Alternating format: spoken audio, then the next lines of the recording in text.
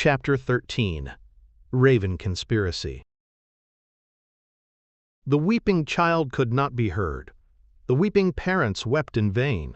They stripped him to his little shirt, and bound him in an iron chain, and burned him in a holy place, where many had been burned before.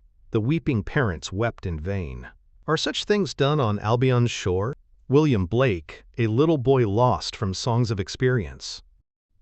After a few minutes I returned to the table to join Chesterfield, who was sitting there looking sad and sick.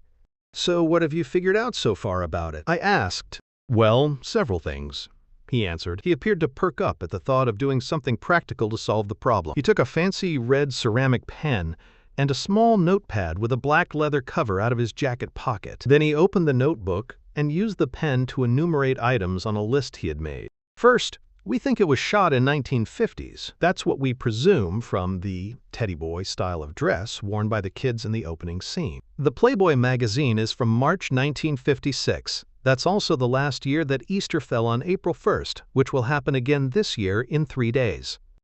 So that's the meaning of the reference to Easter in the April Fool."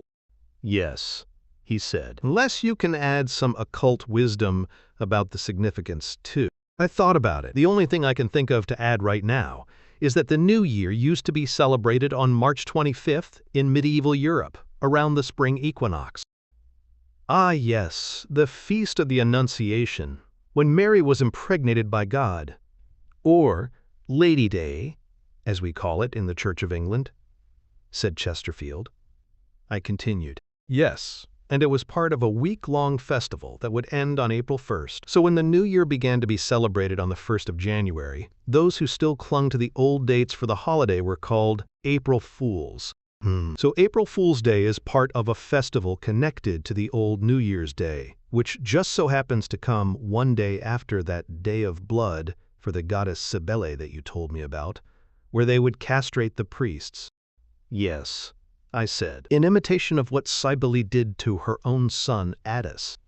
She forced him to be her lover. Then, when he predictably fell in love with a younger woman, she got mad and castrated him while he was tied to a tree, so that he bled out and died. But then she felt guilty afterwards and decided to resurrect him. That's why the resurrection of Attis was celebrated the next day, March 25th, by the eunuch priests of the Cybele cult.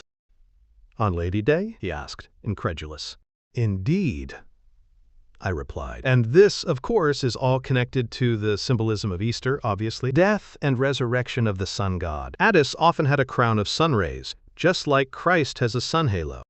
Chesterfield raised his eyebrows, and then opened HS notebook again. "We've also figured out several of the locations shown in film. Now here's where it gets really disturbing." "How could it be any more disturbing than it already is?" I asked. "When you realize where these places are and who would have had access to them, you will see what I mean.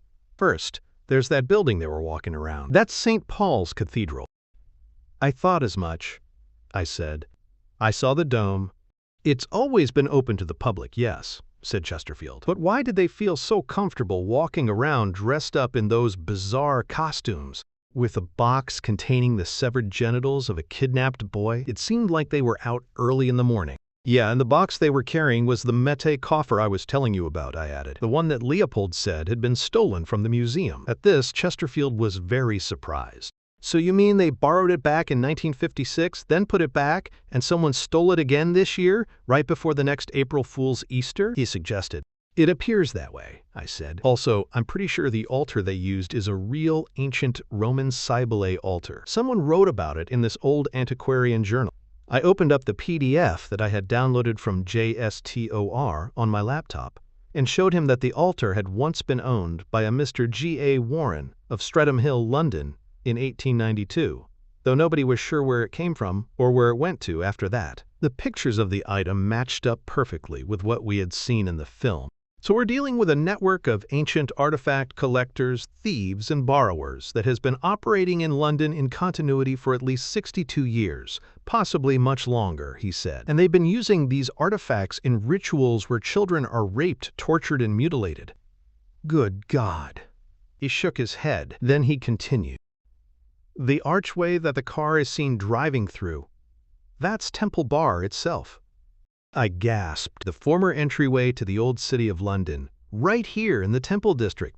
I thought, isn't that right in this neighborhood, next to Temple Church? I asked. It used to be near here, said Chesterfield. But in 1880 it was sold to Henry Moo, a brewer, who brought it out to his mansion in Hertfordshire, a place called Theobald Park.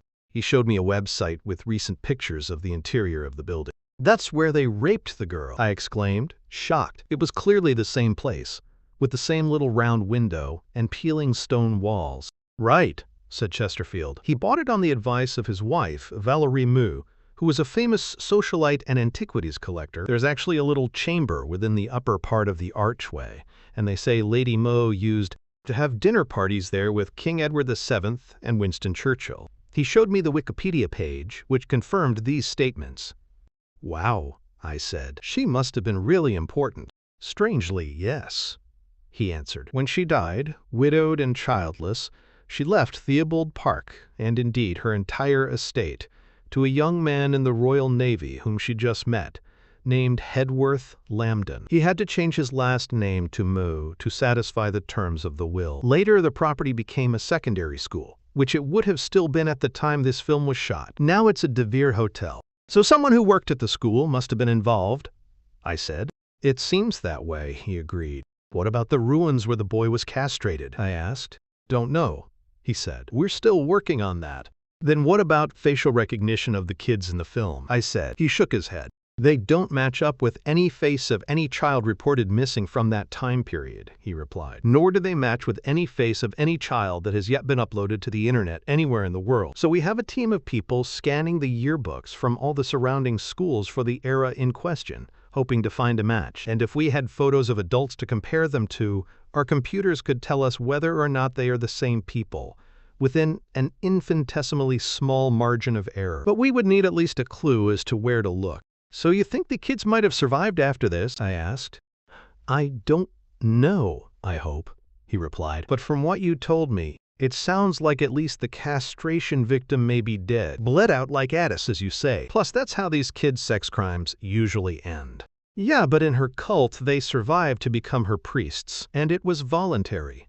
Or so they say. What about the stone behind the metal grate in the side of the building? I asked. The one that they were sprinkling with holy water? That's the London Stone, said Chesterfield. It's actually one of our most important historic relics, but it's been largely forgotten. It used to be the center point from which everything else in the city was measured. Until recently, it was actually stored in the corner of a building on Cannon Street, just as you saw. Now it's in the Museum of London. Nobody ever talks about it. But some people think it's the stone that Arthur pulled the Excalibur sword from.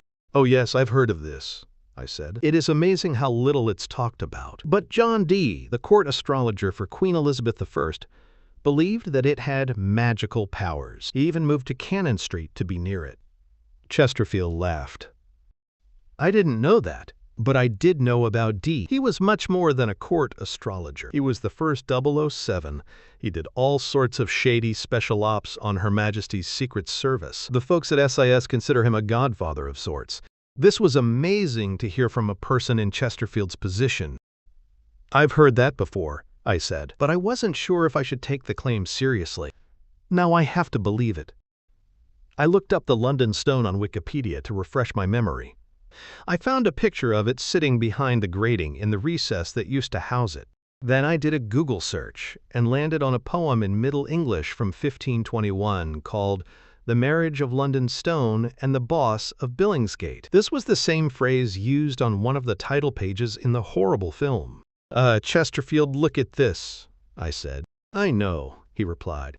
I've seen it. We found it when we analyzed the film. But I don't fully understand the significance of the poem, or why its title was used in the film. However, the building next to the River Thames, with the boats docked next to it, was Billingsgate, the fish market. Old Billingsgate, before they moved it to Canary Wharf on the Isle of Dogs. I looked up Bossy of Billingsgate next, and landed on a sample on Google Play Books from a recent work called The Secret Lore of London by Iain Sinclair. There, it was explained that the Bossy was actually a phallus, which in pre-Christian days had been venerated as a form of the great mother goddess Britomart, after whom Britain was named.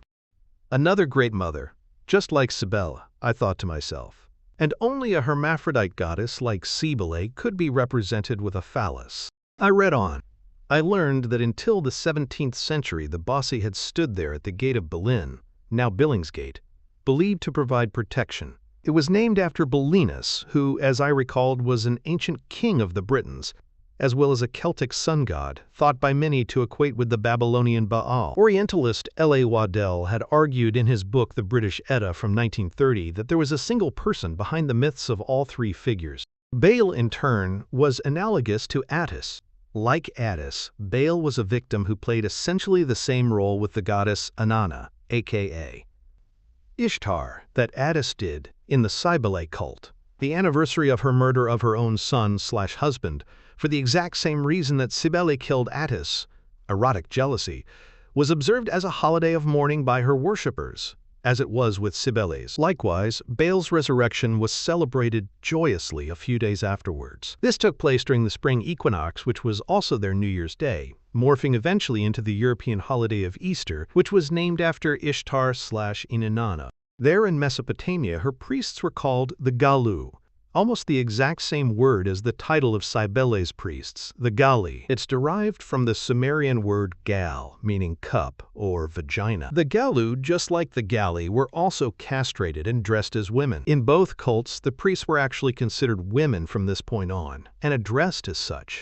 The Babylonian equinox rites also included the sacrifice of the celestial bull, Gugalana, just like Cybele was honored with the Taurobolium, a bull sacrifice in which her priests were completely drenched in the blood of the victim. This was performed in Cybele's specially outfitted slaughterhouse temples known as Metroons, after her title, Magna Mater, Great Mother. Could this, Metroon, be what that one guy at the butcher's meeting meant when I thought I heard him say the words Methroom? I wondered. Then I remembered that a couple of years ago, Oxford University had created a 2/3 scale copy of the arch from the Temple of Baal in Palmyra, Syria, after ISIS had destroyed the original, and had the replica erected in Trafalgar Square in London during the autumnal equinox of 2016. I recalled that the original had been blown up right after the spring equinox of that same year, which I pointed out during an interview on a paranormal radio talk show, Ground Zero, with Clyde Lewis. At the time, Mr. Lewis and I had talked about the fact that the Islamic State's original name, which the Western media still insisted on using, was identical to that of Isis, the Egyptian word for the same goddess as Inanna and Ishtar. Amazingly, while I was sitting there at the pub in England reading more about Isis, I stumbled upon information that the portion of the River Thames that flows through Oxford is actually called the Isis. Thus, one of the university's rowing teams has the same name as the Egyptian goddess and the Islamic State. This got me thinking about the origin of the name Thames, so I looked that up too. There are theories circulating that it might have come from any of a number of words from various languages that all denote the concept of darkness, but nobody's certain. As for the river Isis, some old maps have the entire river labeled with that name. A few historians have suggested that it was just a truncation of the Latin name for the river Thamesis. But then there were people saying that there was a temple of Isis in Roman London, located on the banks of the river near the present-day on-ramp to London Bridge. So then it makes sense for the river to be named after her, I thought. Then I remembered Tammuz, another Semitic name derived from the Sumerian Dumuzid, for the figure of Baal, the sacrificed son of Inanna Ishtar. Is that the possible origin of Thames? I wondered. If the river from its source to Dorchester was once called Isis, after the Great Mother, maybe the river from there to its mouth was named after her castrated zombie son and consort. It seemed like a reasonable thesis, and when I Googled it in the form of a question, I found the writings of many who agreed with me. My head was reeling with all these connections. Then I read more about the Bossy of Billingsgate in the Secret London book. It said, the local porters would insist on passers-by kissing the Bossy, or else they picked them up and bumped them on the seat against the stone. I figured this was a sanitized version. In other words, anal rape with the sacred dildo would at least be simulated, I thought, or worse, not simulated.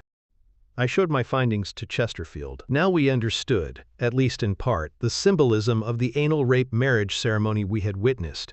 I think that the London stone was used in the rape scene, I said. It was the square rock that they kept knocking her head against. I know, said Chesterfield. So that means they somehow had access to it, I noted. Yes, he replied curtly. I suppose I was stating the obvious. Also, the goddess Cybele was symbolized by a stone. I added. She was worshipped in the form of a black meteorite in Rome. I've even seen claims that the Kaaba stone in Mecca is actually the Cybele stone. Chesterfield was silent. His arms were folded in front of him. He was angry and depressed. I reviewed the scenes in my mind, trying not to dwell on the suffering I had witnessed. Instead, I focused only on the objects, the places, and the symbols involved. Then I remembered what became of the boy's testicles in the film. What about the birds in the cages? I said. The ones that were fed with the meat? Yes. That might be the most disturbing, really. Those are the famous ravens of the Tower of London. What are those? I asked. You don't know? He said. 9 ravens are always kept at the Tower of London. It's been going on for hundreds of years. There's a legend that if there aren't at least 6 ravens on site at any given moment, the kingdom will fall. You haven't heard this before? No, I answered. Well, the thing is, those birds are guarded at all times. It's a matter of national defense. The only way anybody could get access to them would be if the Raven Master allowed it. I Googled this term and, sure enough, found a video of the current Raven Master, dressed like the guy on the Beefeater vodka bottle. He was feeding 9 birds with clipped wings in the very same park where we had watched their predecessors eating what might have been the raw testicles of a young boy. So it's looking like a rather large conspiracy then, I said. Is that a joke? Said Chesterfield. I'm really not in the mood for jokes, right? No. It's just a term for a criminal collusion, I said. By definition, that's a conspiracy, even if it doesn't involve people in the government, which this clearly does.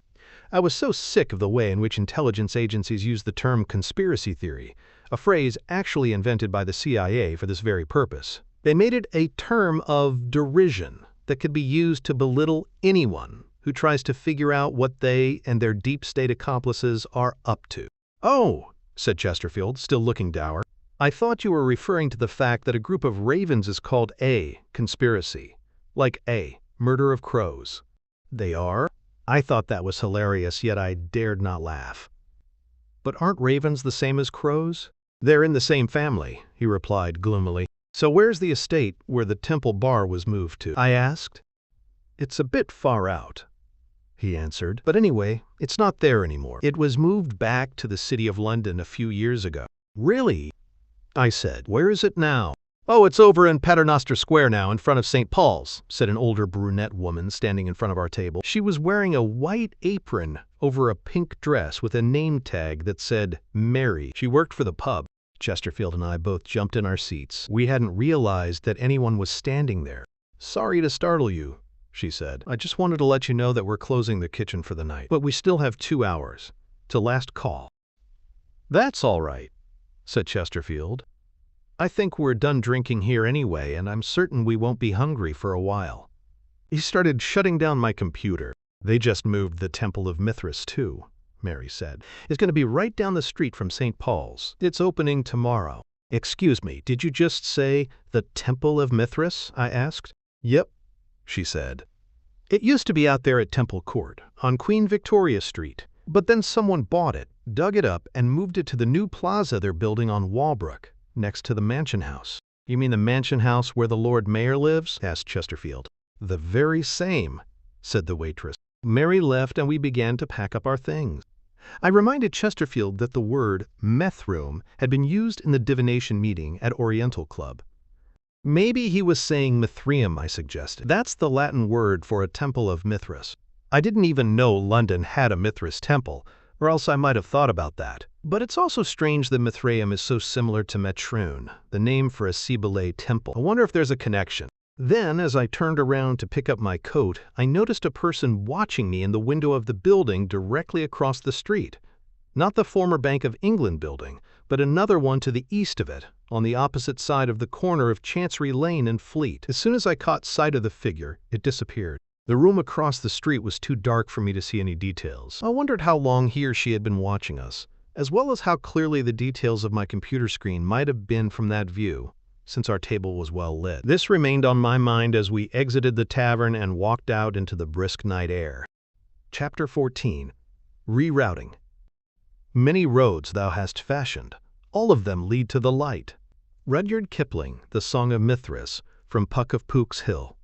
I wasn't sure what Chesterfield had in mind for me next, but I intended to tell him that I was too physically exhausted to continue for the night. He seemed annoyed about something. I couldn't help worrying that it wasn't just the disturbing investigation, but actually me that was pissing him off. I was just about to open my mouth about this when a familiar black Vauxhall Astra Elite pulled up right in front of us. The tinted driver's side window rolled down. "Car service," Agent Paris called out to us. "Where did he come from?" I asked Chesterfield. "He called while you were in the toilets," Chesterfield replied. "He offered to pick us up, but you're welcome to walk back to the tube station by yourself if you want. As for me, I'm freezing my arse off." He rushed over to back car door and opened it, then stepped aside. "Are you coming?" he asked. I got in. This time he closed the door and then got into the front passenger seat instead of sitting next to me. "Thanks for the ride, Parvin," he told his partner. "Parvin, is that your first name?" I asked Agent Paris. "I know a lady at the British Museum with almost the same name. It's a common Persian name for both men and women, with several variants," he answered. "It's Farsi for the Pleiades." "Oh," I said, "that's interesting. Say, would you mind dropping me off at the Regent Palace?" Chesterfield turned around and stared at me incredulously. "You seriously want to go back to the Regent Palace?" he said. "That place is a dump, and the worshipful butchers know your room number. It's not safe." "Well, I don't have anywhere else to sleep," I said, "and I can't stay awake much longer." I would have gleefully laid down on just about any horizontal surface right then. "Chesterfield and I were wondering if you'd like to have a slumber party at his place tonight," said Paris. The car fell absolutely silent. I was sure there was a punchline coming. After an awkward minute, I felt I had to say something. "Well, I'm not normally in the habit of having slumber parties with groups of men that I've just met." I set it up and waited for the punchline. "Knock knock, who's there?" Finally, Chesterfield responded. "And we are normally in the habit of having people we want to interrogate arrested, then held without formal charges for as long as legally possible. But we thought we'd get more cooperation from you if we approached it in a more friendly manner. Besides, aren't you curious? Don't you want to help with the investigation to see where it leads?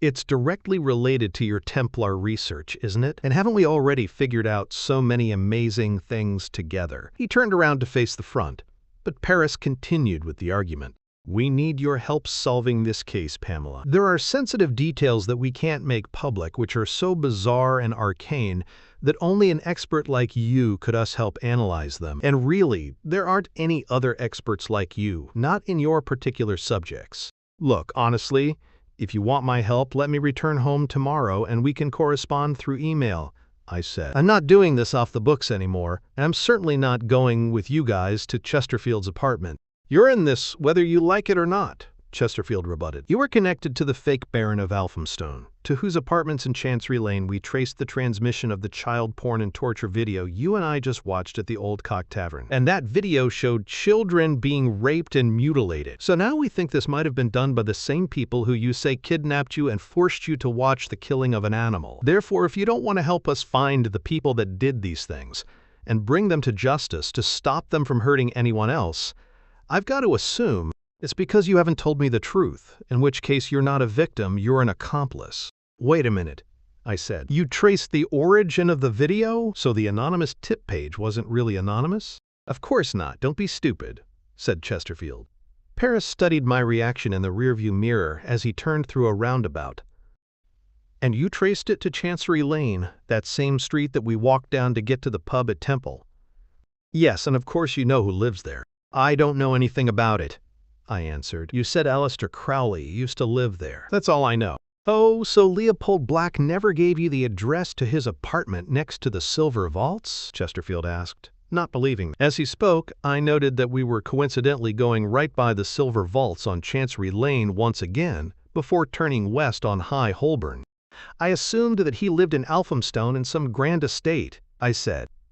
"I obviously didn't know anything about him that was actually true." "I told you that. And now we're telling you that he's involved in making these child torture films in addition to everything else we've told you about him," said Agent Paris. "Doesn't that make you want to help us stop him?" "Yes," I said. But why do we have to do it at Chesterfield's house? Surely that's not MI5 procedure. Well, MI5 may have been decapitated tonight, or else it is thoroughly compromised, Paris answered. And nobody outside the agency knows it yet, except you. What do you mean? I said, thoroughly confused. Explain. For some reason, our director, Mr. Pindar, made a special request to interview Thomas Weir personally in the basement of the Old Bailey, right after he was booked and about to be transferred to a holding cell. Then the two disappeared shortly thereafter. So Leopold is on the loose right now? I said, and he's kidnapped the director? For some reason I couldn't stop calling that man by his fake name. Either that, or they're both in on it, which is what I suspect, answered Paris. So do you understand why it isn't safe for you to go back to the hotel, or back home, or for us to have you interrogated through the normal channels? We have to figure out what's going on by ourselves, or else none of us are safe. And who knows what the bad guys are going to do next, or who else may be in danger. Isn't that an extreme accusation? I said. We've had Russian agents directing both MI5 and MI6 before, said Chesterfield. I don't see why these occult weirdos, whatever they are, couldn't worm their way into that den of vipers as well. I assumed he was talking about the allegations from the best-selling 1980s book Spycatcher, claiming that Roger Hollis had been a Russian spy when he served as MI5 Director General in the 50s and 60s. The author believed that Hollis and many others were in league with the infamous Cambridge 5 spy ring that had already been caught and defected. Of course, these allegations had in no way ever been proven, as Chesterfield had implied. But I wasn't going to argue with him. He was probably right anyway. So how did they disappear from the prison? I asked. How many others are in on it? The number of accomplices is unknown, but it needn't have been very many. All that was required was a few dumb cops following orders without question. Turns out there's a trap door in the floor of the Old Bailey's basement that leads to the sewers, out of which they disappeared. So is anybody looking for them? I asked. Yeah, we've got cops and other agents up to their necks in shit looking underneath the city for them, but so far nothing, said Paris. They really could be anywhere by now. Our guys let an hour pass for this interrogation before anybody checked on them. It was obviously disgusted. Just then, the cell phones of both agents rang at the same time. They had different ringtones. It was a jarring cacophony. They both answered, received some sort of shocking news, and then looked at each other in horror before hanging up. Paris abruptly turned his vehicle around and changed the destination on his GPS. Where are we going now? What's going on? I demanded. Chesterfield turned around and looked at me solemnly. Director Pindar's head was just found spiked to the main arch of Temple Bar at Paternoster Square, he said. Chapter 15. Empyrean and Beyond.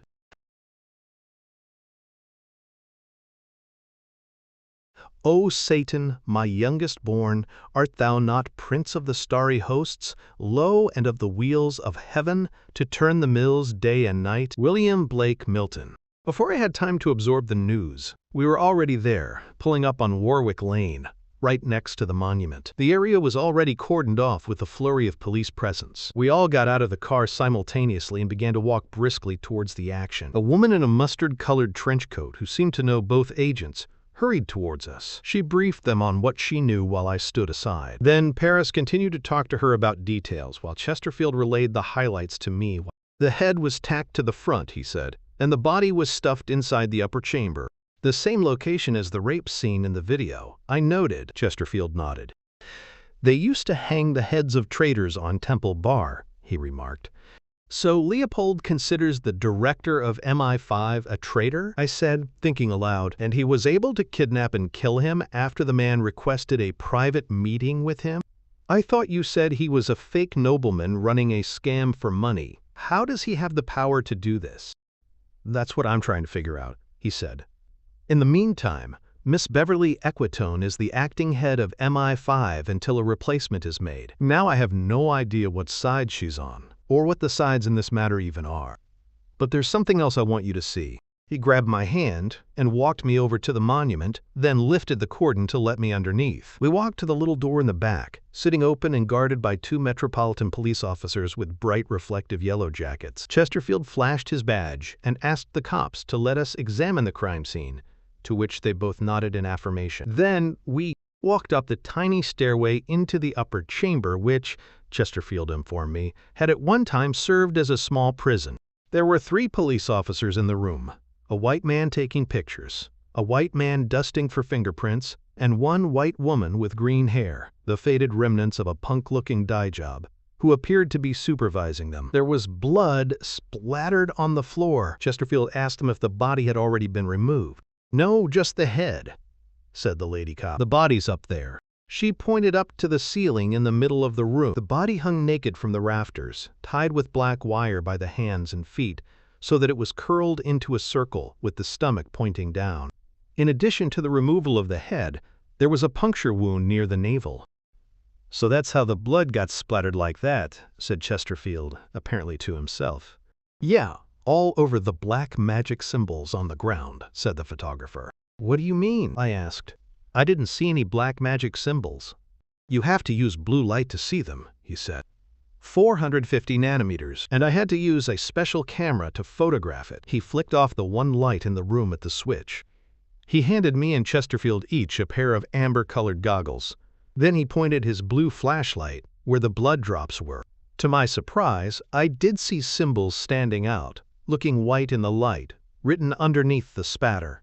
An invisible ink had been used to create an arrangement of words, letters, and other symbols. At the top it said, "To Empyrean and Beyond," with an odd sigil forming the exclamation point. It was a circle with a dot in the middle, topped with an arrow pointing upward, the astrological sign for Uranus. Beneath this was one of the oldest magical devices used in the Western world, the satyr square, a palindrome which goes SATORAREPO tenet opera rotus. The entire display took up an area of about a foot square. "It's all written in semen," the photographer said. "The invisible ink used by SIS," said Chesterfield. "What do you mean?" I said, waiting for an explanation. "Yeah, what do you mean?" the photographer asked. The other male cop, the fingerprint collector, came closer to listen. "Well, see," Chesterfield continued, "it was really an inside joke. It was a reference to the fact, during the First World War, when the spy service was new just then being formed, they used semen as an invisible ink for sending secret messages to each other. Every man his own stylo, they used to say. Their director, Mansfield Cumming, came up with that himself." "His last name was actually Cumming?" I said. I couldn't help myself. "This guy's first name was actually Cum," Chesterfield replied without humor, pointing to the body above us. He pronounced it like comb. "It's a French variant of the name Cosmo," said the photographer. "I wonder if that's why this message was written in this medium," the fingerprint collector interjected. "It could have been a reference to Mansfield Cumming's invisible ink, something that would be understood only by people who work in national intelligence and security, or who are familiar with their history." Chesterfield shrugged his shoulder. "Who knows at this point? We assume it's the killer's semen, right? I mean, it doesn't keep well, so he must have jerked off somewhere right here, don't you think?" "Yes, before he strung up the body," said the fingerprint guy. "So did you find a source pool of semen?" asked Chesterfield. "Or did he collect it in his hand, or a cup, or something, before he started writing and drawing with it?"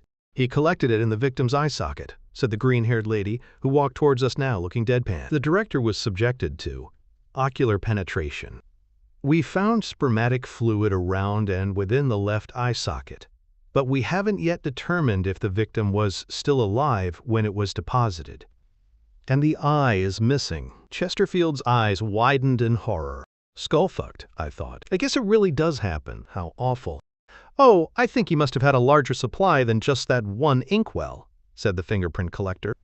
"I think he brought a supply with him, kept fresh somehow.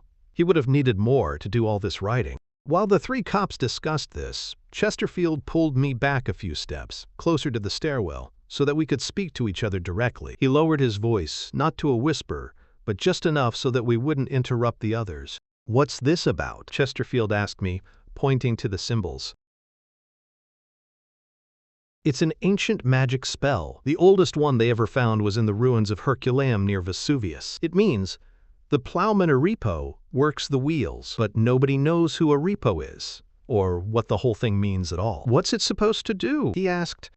"I think it could be used for blessing or cursing, whichever you choose," I said. I realized this was totally vague, but My mind was distracted by the other graffiti next to the magic square. On either side of it were the Alpha and Omega symbols. Beneath the Alpha on the left was an image of a crudely drawn penis and testicles descending into a vase. Underneath the Omega symbol, there was a picture of a baby's head emerging from an identical vase. So I suppose the other pictures represent what happened to the boy in the movie, Chesterfield theorized. Also the castration, and maybe the references in the film to laying, an Easter egg. It could be connected to this picture of the baby hatching out of the vase, right? Yes, I said. And Empyrean is the highest chamber in heaven, although I don't know what that weird arrow is about. Oh, said Chesterfield. I thought for sure it was a quote from Buzz Lightyear. I ignored his joke, although I had noted the similarity to the phrase, to infinity and beyond as well. I also thought about the final segment of the film 2001, A Space Odyssey, entitled Jupiter and Beyond the Infinite. Although in Arthur C. Clarke's original plans for the story, the planet named was Saturn. There's more, I said. I recognize these images. They came from the Templar artifacts in the Hammer Purgstall book, the one I had translated and published along with my own book last year. I shook my head in an effort to snap myself back into reality. Then I dug into my phone and Google image searched until I found a website where some asshole had illegally uploaded a PDF of my book about Baphomet. I skimmed through the document until I found the image I was looking for. Here it is, I announced. I showed him the picture of the human figure, let's assume it's male for the sake of grammar, sitting on an eagle. He had what looked like a dead goose or duck draped over his head, so that the bird's neck dangled over his face, its beak lining up with his chin. Behind him, the bird's wings were extended out, as if they were coming out of his own back.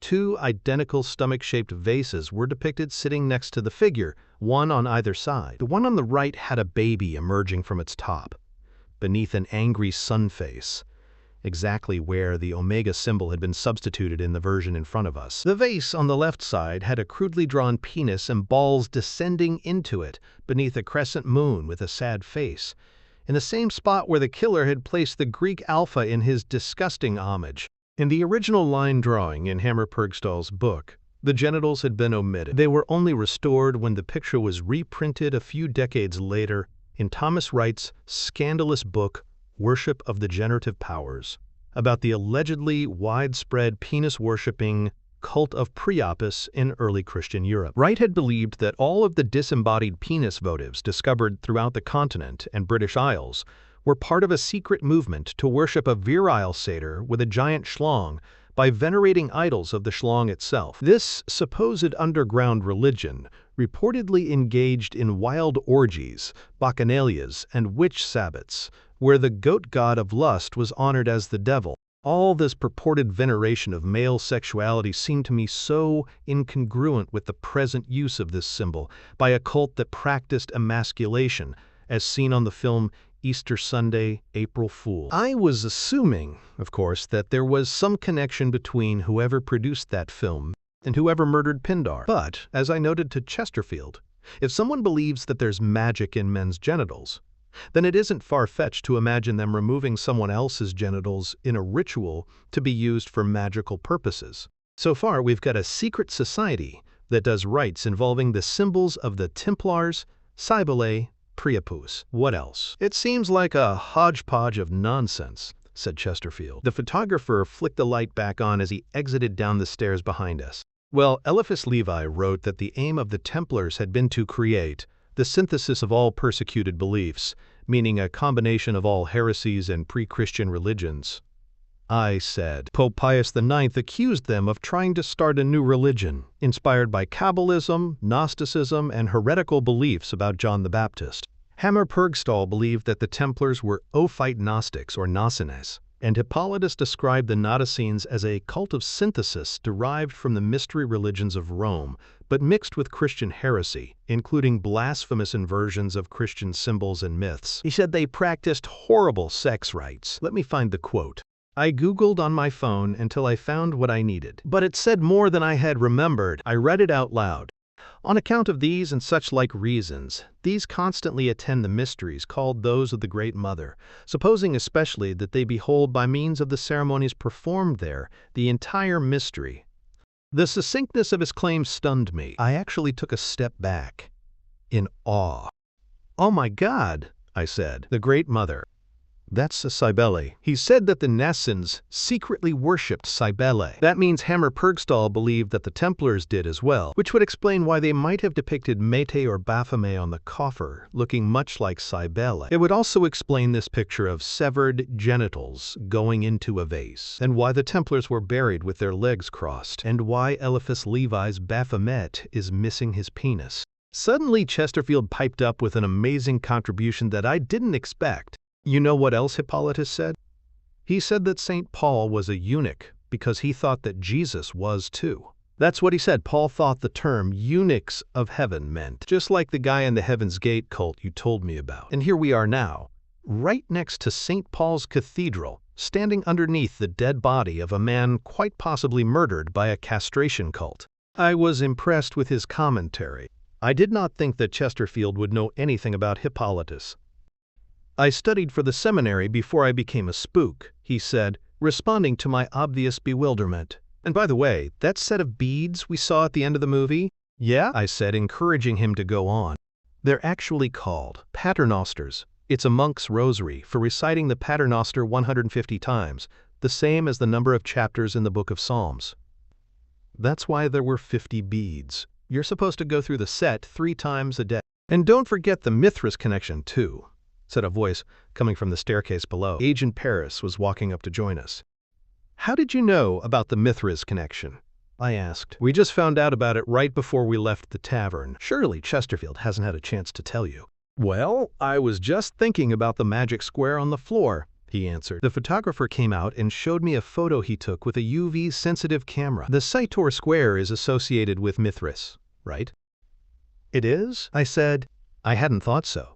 If I'd read that before, I'd forgotten it. But Paris came over and showed me a website open on his phone addressing the theory that the talisman had originated with the Mithraic cult. Apparently, the Sator, a Latin word meaning plowman, planter, and, by extension, begetter, producer, or father, was thought to refer in this instance to Saturn, the planet to which the highest grade of Mithraism was dedicated. The letters of the square could be rearranged to make the word paternoster twice, Latin for our Father. This was thought to be a reference to the title of this grade, Pater. The 2 paternosters could then be combined to form a cross with 4 remaining letters, 2 letters A and 2 letters O, to stand for Alpha and Omega on each side of the cross. The resulting formation looked like this. As I continued to read the website on Paris' phone, I learned that in the Mithraic Tartoctony, the tradition containing their famous bull-slaying fable, Mithras apparently allowed the beast's testicles to be severed by the pincers of a scorpion. Then they were offered as a sacrifice to the moon goddess, who used the blood and sperm within the testicles to engender new forms of life on Earth. Mithras then began to harvest and cultivate these life forms, thus forming his association with agriculture. I recalled that Kronos, aka the Roman Saturn, had been said by the Greeks centuries earlier to be the inventor of agriculture. This matched up with what I was now reading about Mithras, who was seen as a form of Saturn. I learned that images of Mithras reaping corn stalks emerging from the rectum of the sacrificial bull have been discovered in more than one Mithraeum. The website quoted another author claiming that in Mithraic rites, a bull would be sodomized by the priest and then killed as soon as the priest climaxed, pointing out that the Mithraic temples forbade female members. The quote segment stated that the cult's misogyny was represented in their creation myth. Mithras had been born from a rock instead of a woman. Furthermore, it also said, to eliminate the female principle from their creation myth, Mithraists replaced the mother of all living in the primal garden of paradise, Perdisa, with the bull named Soul Created. Instead of Eve, this bull was the partner of the first man. It doesn't take much imagination to figure out what happened between man and bull. Man engaged in bestiality by raping bull and then killed bull out of repugnance, fear, and guilt, and then sought out other bulls so he could do it all over again. I had to admit I didn't really know enough about Mithraism, and this was a surprise to me. As my head spun with 1,000 new theories, I gave my companions the Cliff Notes version of what I had just read, then handed Paris' phone back to him. "Oh, why can't we be more like our ancient ancestors?" said Chesterfield sarcastically to the ceiling. "They were so much more in touch with nature." Ugh. Paris had wrinkled his nose in disgust. "Yeah, well, that's not all. Turns out there's a magic square just like this in a church in England. And guess where?" He pressed the back button on his phone's internet browser and brought up another page. It was an article from the Telegraph titled, "Unique Sator Rota Square Discovered." It said the location was a 16th century Anglican church dedicated to St. Barnabas in none other than Elphinstone, the location of Leopold Black's fake barony. There was a picture of a white female priest, older with short gray hair, wearing glasses, and standing next to an inscription of the magic square on a medieval-looking wall. "Unbelievable," I said. "This is amazing." I wondered to myself if the word Elphinstone contained a hidden reference to Alpha and Omega, given the connection between the church and the Sator Square, as well as the fact that these two Greek letters were written next to the version now on the floor in front of us. I also recalled once seeing a terrible low-budget movie from the 1970s called Curse of the Alpha Stone. It was 112, about a professor who discovered an alchemical substance that made men sexually violent, and even turned gay guys straight. "So what was it about Mithras that you and my partner found out while you were at the Oldcock Tavern?" Paris asked. I struggled to remember. We had been drinking, and so many shocking things had happened that night already. Her friends at the Fake Butchers Society said that some guy somewhere in London was doing something nefarious at a temple of Mithras, answered Chesterfield. Then our waitress told us that there was a temple of Mithras in London that had just been moved back to its original location on Walbrook, a stone's throw from St. Paul's. She said that tomorrow they're opening the new building that it's in. "Yeah, that's at Rosenberg Plaza right down there," said the punk-haired lady cop. I had already noticed that she'd been eavesdropping on me, Paris, and Chesterfield as much as possible. "They're having a ping-pong tournament there tomorrow as part of the festivities," she continued. "I'm on one of the teams that's playing." "A ping-pong tournament?" I asked. "To celebrate a temple to Mithras opening?" I couldn't see the connection. "Well, it's not just the temple," she replied. "That's just part of it. There's the rest of the plaza, too.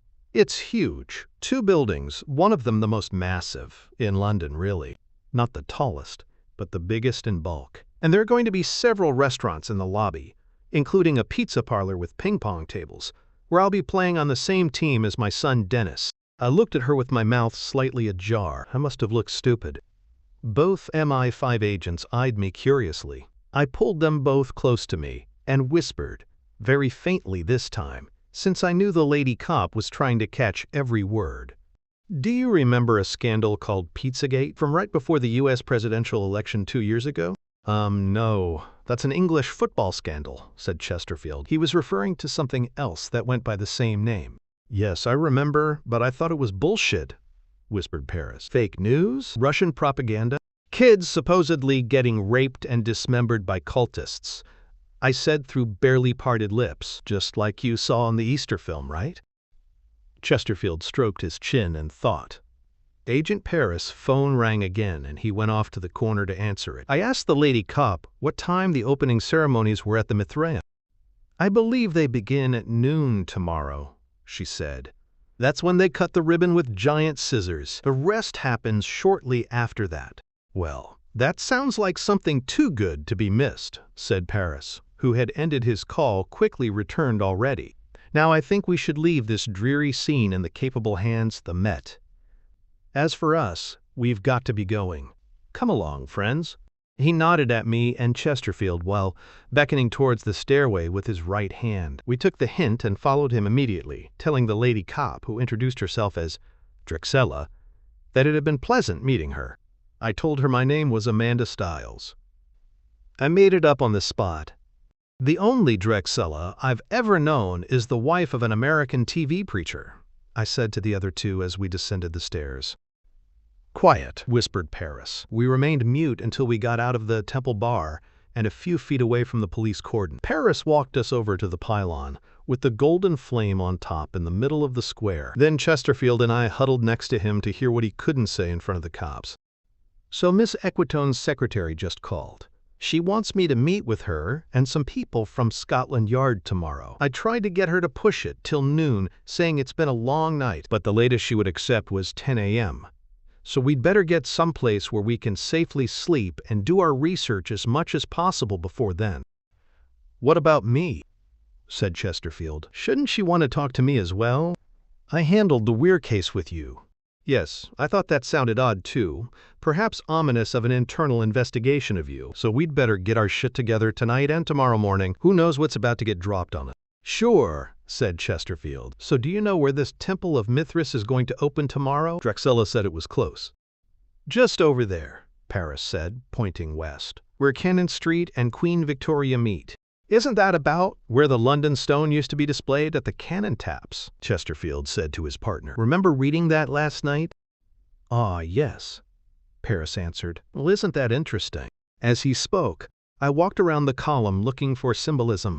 I found a plaque stating that the pylon, called the Flaming Orb Monument, had been installed in 1996, which explained its modern, boring appearance. The plaque also said that the monument acted as a ventilation shaft for an underground service road. Then I noticed a small metal door a few feet around to the right. It was slightly ajar. I reached for the handle and pulled it. Sure enough, it opened right up to a dark cavern inside, and a subterranean spiral metal stairway leading down into the unknown depths below. "Do you suppose they could have gotten out of the sewers through here?" I said. Chesterfield and Paris were staring in stupefaction.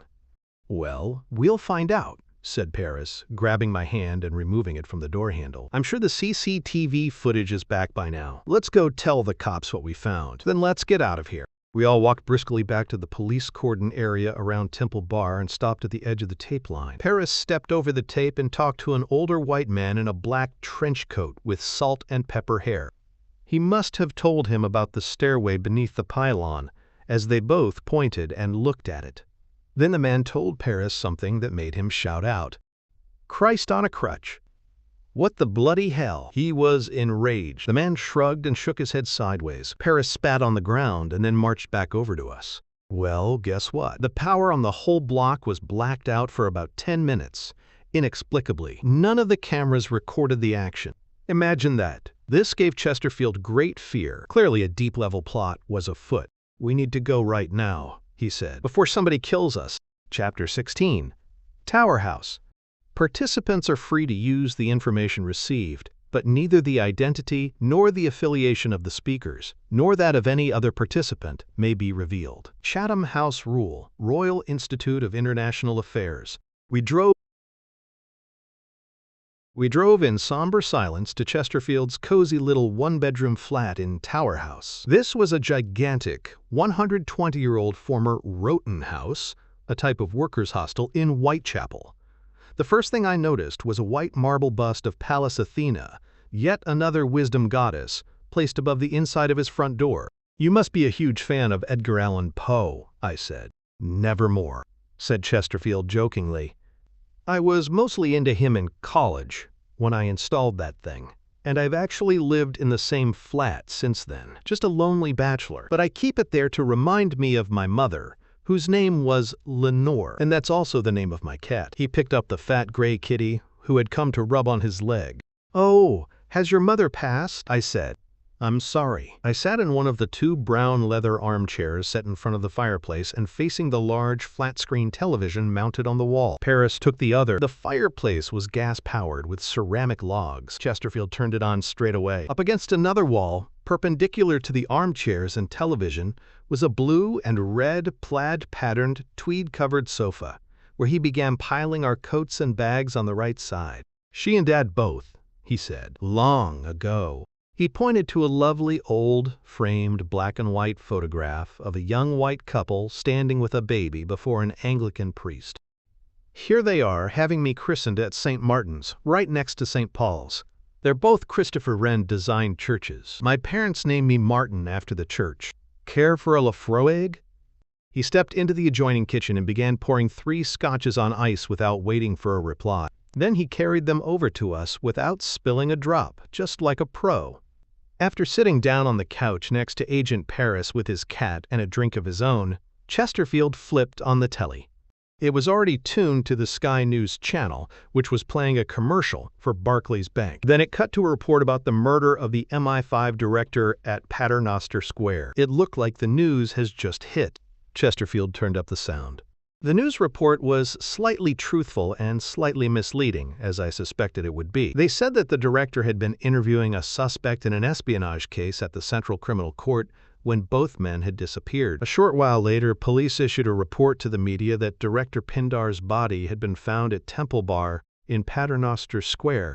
No details were given about the condition of the body or the use of underground tunnels to escape. They didn't mention the name of the suspect or any of the real charges against him. They did state that Equitone was the current acting head. The Prime Minister, who had been informed of the news, released a statement expressing condolences for Pindar's family. She also promised that there would be a press conference on the matter the following day. A panel of B-team reporters and intelligence experts began to speculate wildly based on what little information they had. Chesterfield turned the volume down again to a whisper. "Now," he announced, pointing to the ceiling with his contorted right index finder, "since we are under the protection of the Rose, let us use these last few moments of consciousness to speak freely with one another."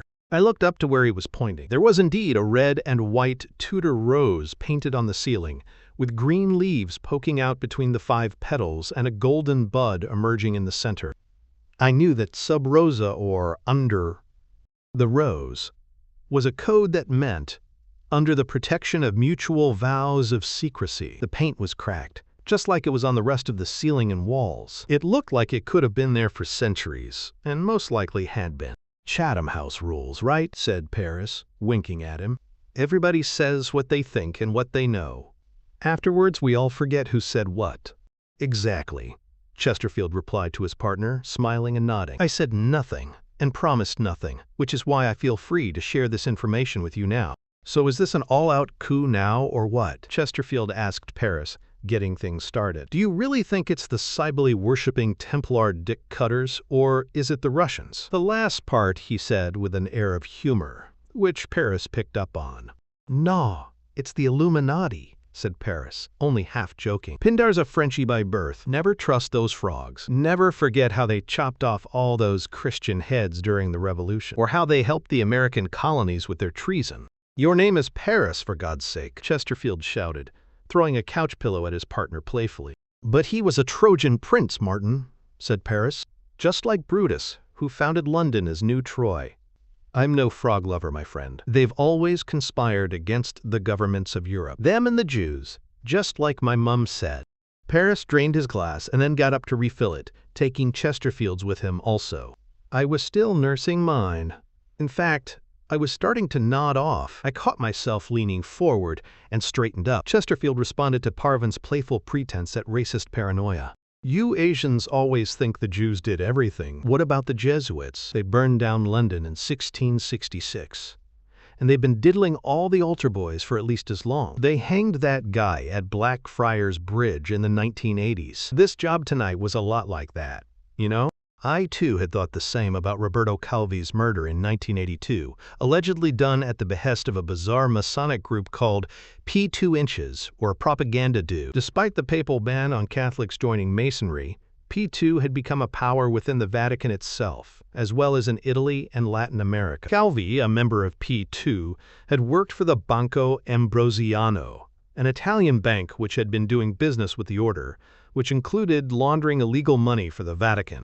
After the money laundering scheme was discovered by Italian authorities and prosecutions began, Calvi was found hanging from a bridge over the Thames. He had fled the country after his initial arrest, presumably running from prosecution, but also, according to his family, because of threats from the P2 goons. The newspapers speculated that the manner of his death was a Masonic retribution ritual for traitors to the Brotherhood. The bridge they had chosen, Blackfriars, was thought to have been used as a reference to the Frati Neri, or Black Brothers, a nickname that P2 members had chosen for themselves. "You know what my dad told me?" said Paris. "When he worked for SIS, he found out that those P2 guys killed Paolo Pasolini too, right while he was editing 120 Days of Sodom. All that crap about him raping the prostitute boy with a stick was a lie, and they set that kid up."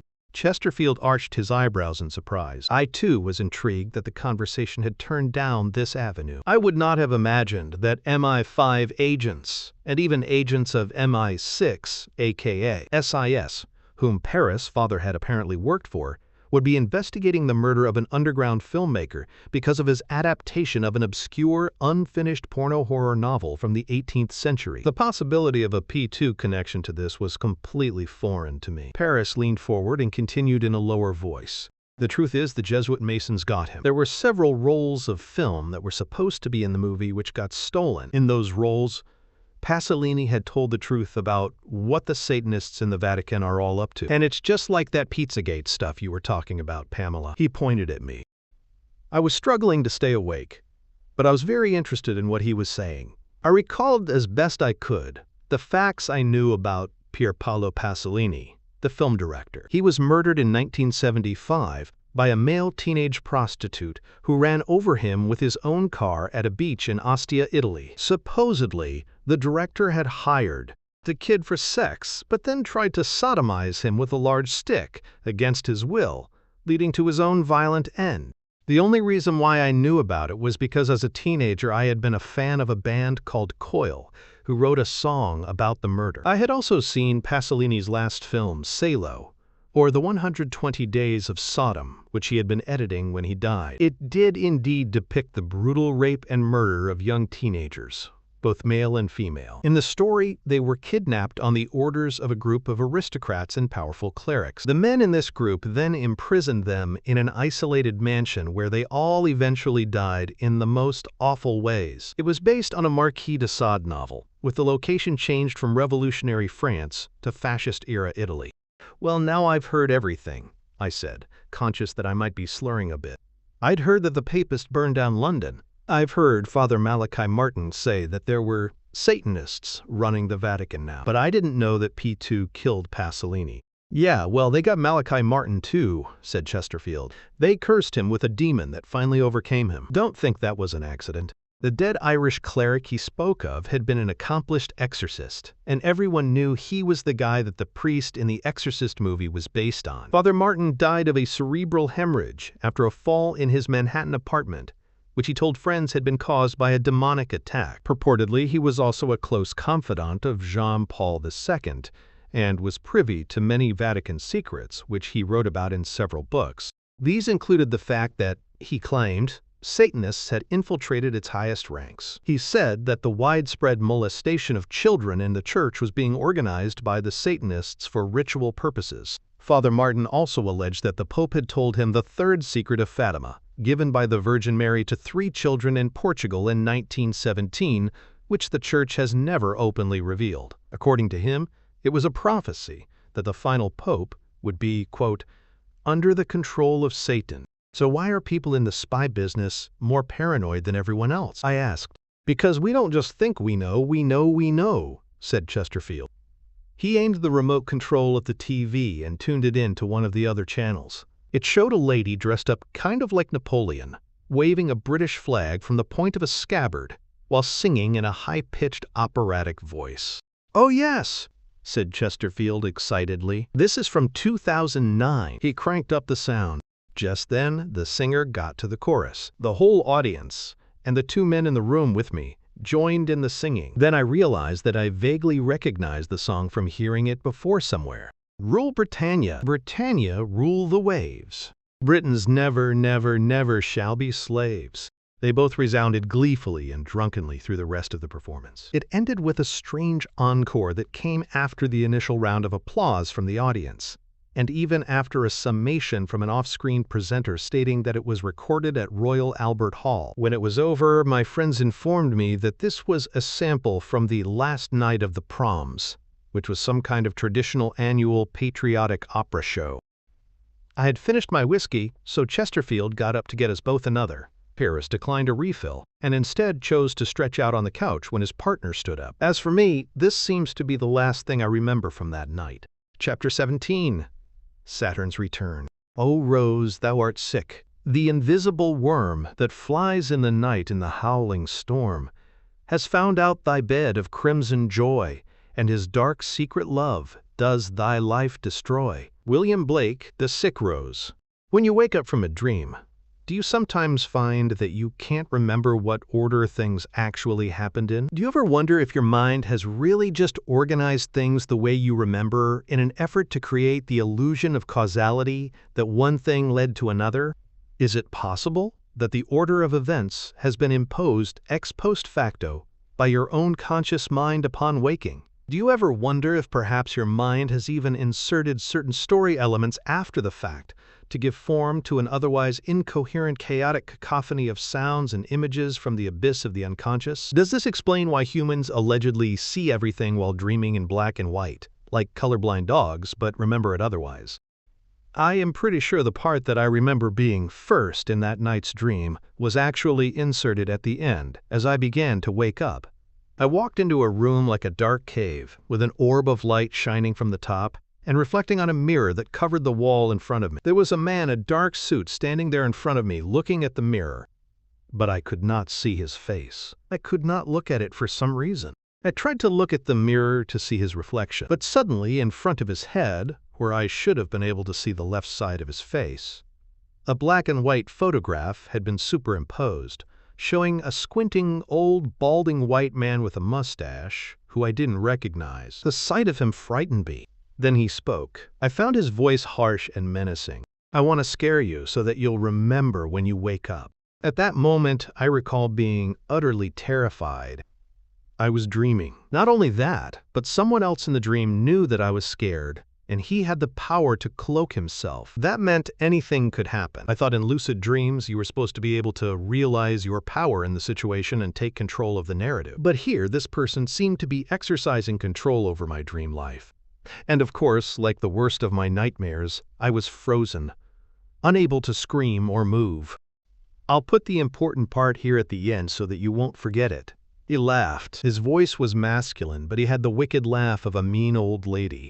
Somehow, the scene shifted to that of two giant, slimy worms having disgusting sex. They were glued to each other on both ends, like they were doing the old 69 position. It seemed like they were both fighting and fucking, trying to simultaneously eat and rape one another. Then I remembered how it happened. I was going backwards in time, it seems, upon reflection. I had been sleeping, and then something woke me up. Somebody was on top of me. I had thought I was alone, but someone was on top of me. I woke up and realized I was fucking someone, or rather, perhaps, that someone was fucking me. I couldn't be sure. I couldn't tell if it was a man or a woman, or even what kind of thing I was. Am I a worm? I remember wondering. A blind worm? I couldn't see anything. All was dark. I tried to push him off. Him? I reached out and grabbed something. A knife. I stabbed at the attacker blindly, but immediately my thigh was filled with shooting pain. Then finally I could scream. Finally he got off of me. Finally I could see, as the light came through the window. Chesterfield opened the blinds, hollering obscenities. I was awake now. He was in his boxer shorts and wife-beater with an open white terry-cloth bathrobe, looking at me like I was a maniac. "What the fuck is going on?" he shouted. "You were raping me," I answered, shielding my eyes from the light. My vision was still blurry. My head was pounding. A hangover. "No, I was merely sleeping next to you," he responded. "You rolled over on top of me. Then you started stabbing yourself with my nose trimmers."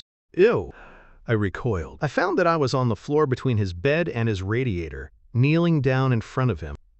I looked down at the wound in my leg, still bleeding and throbbing. I pressed down on it with my hand as I realized I was in my underwear and wearing a man's white undershirt, just like the one Chesterfield was wearing. "You took my clothes off while I was sleeping?" I shouted in outrage. "That's the second time that's happened to me in the last 24 hours. What the fuck?"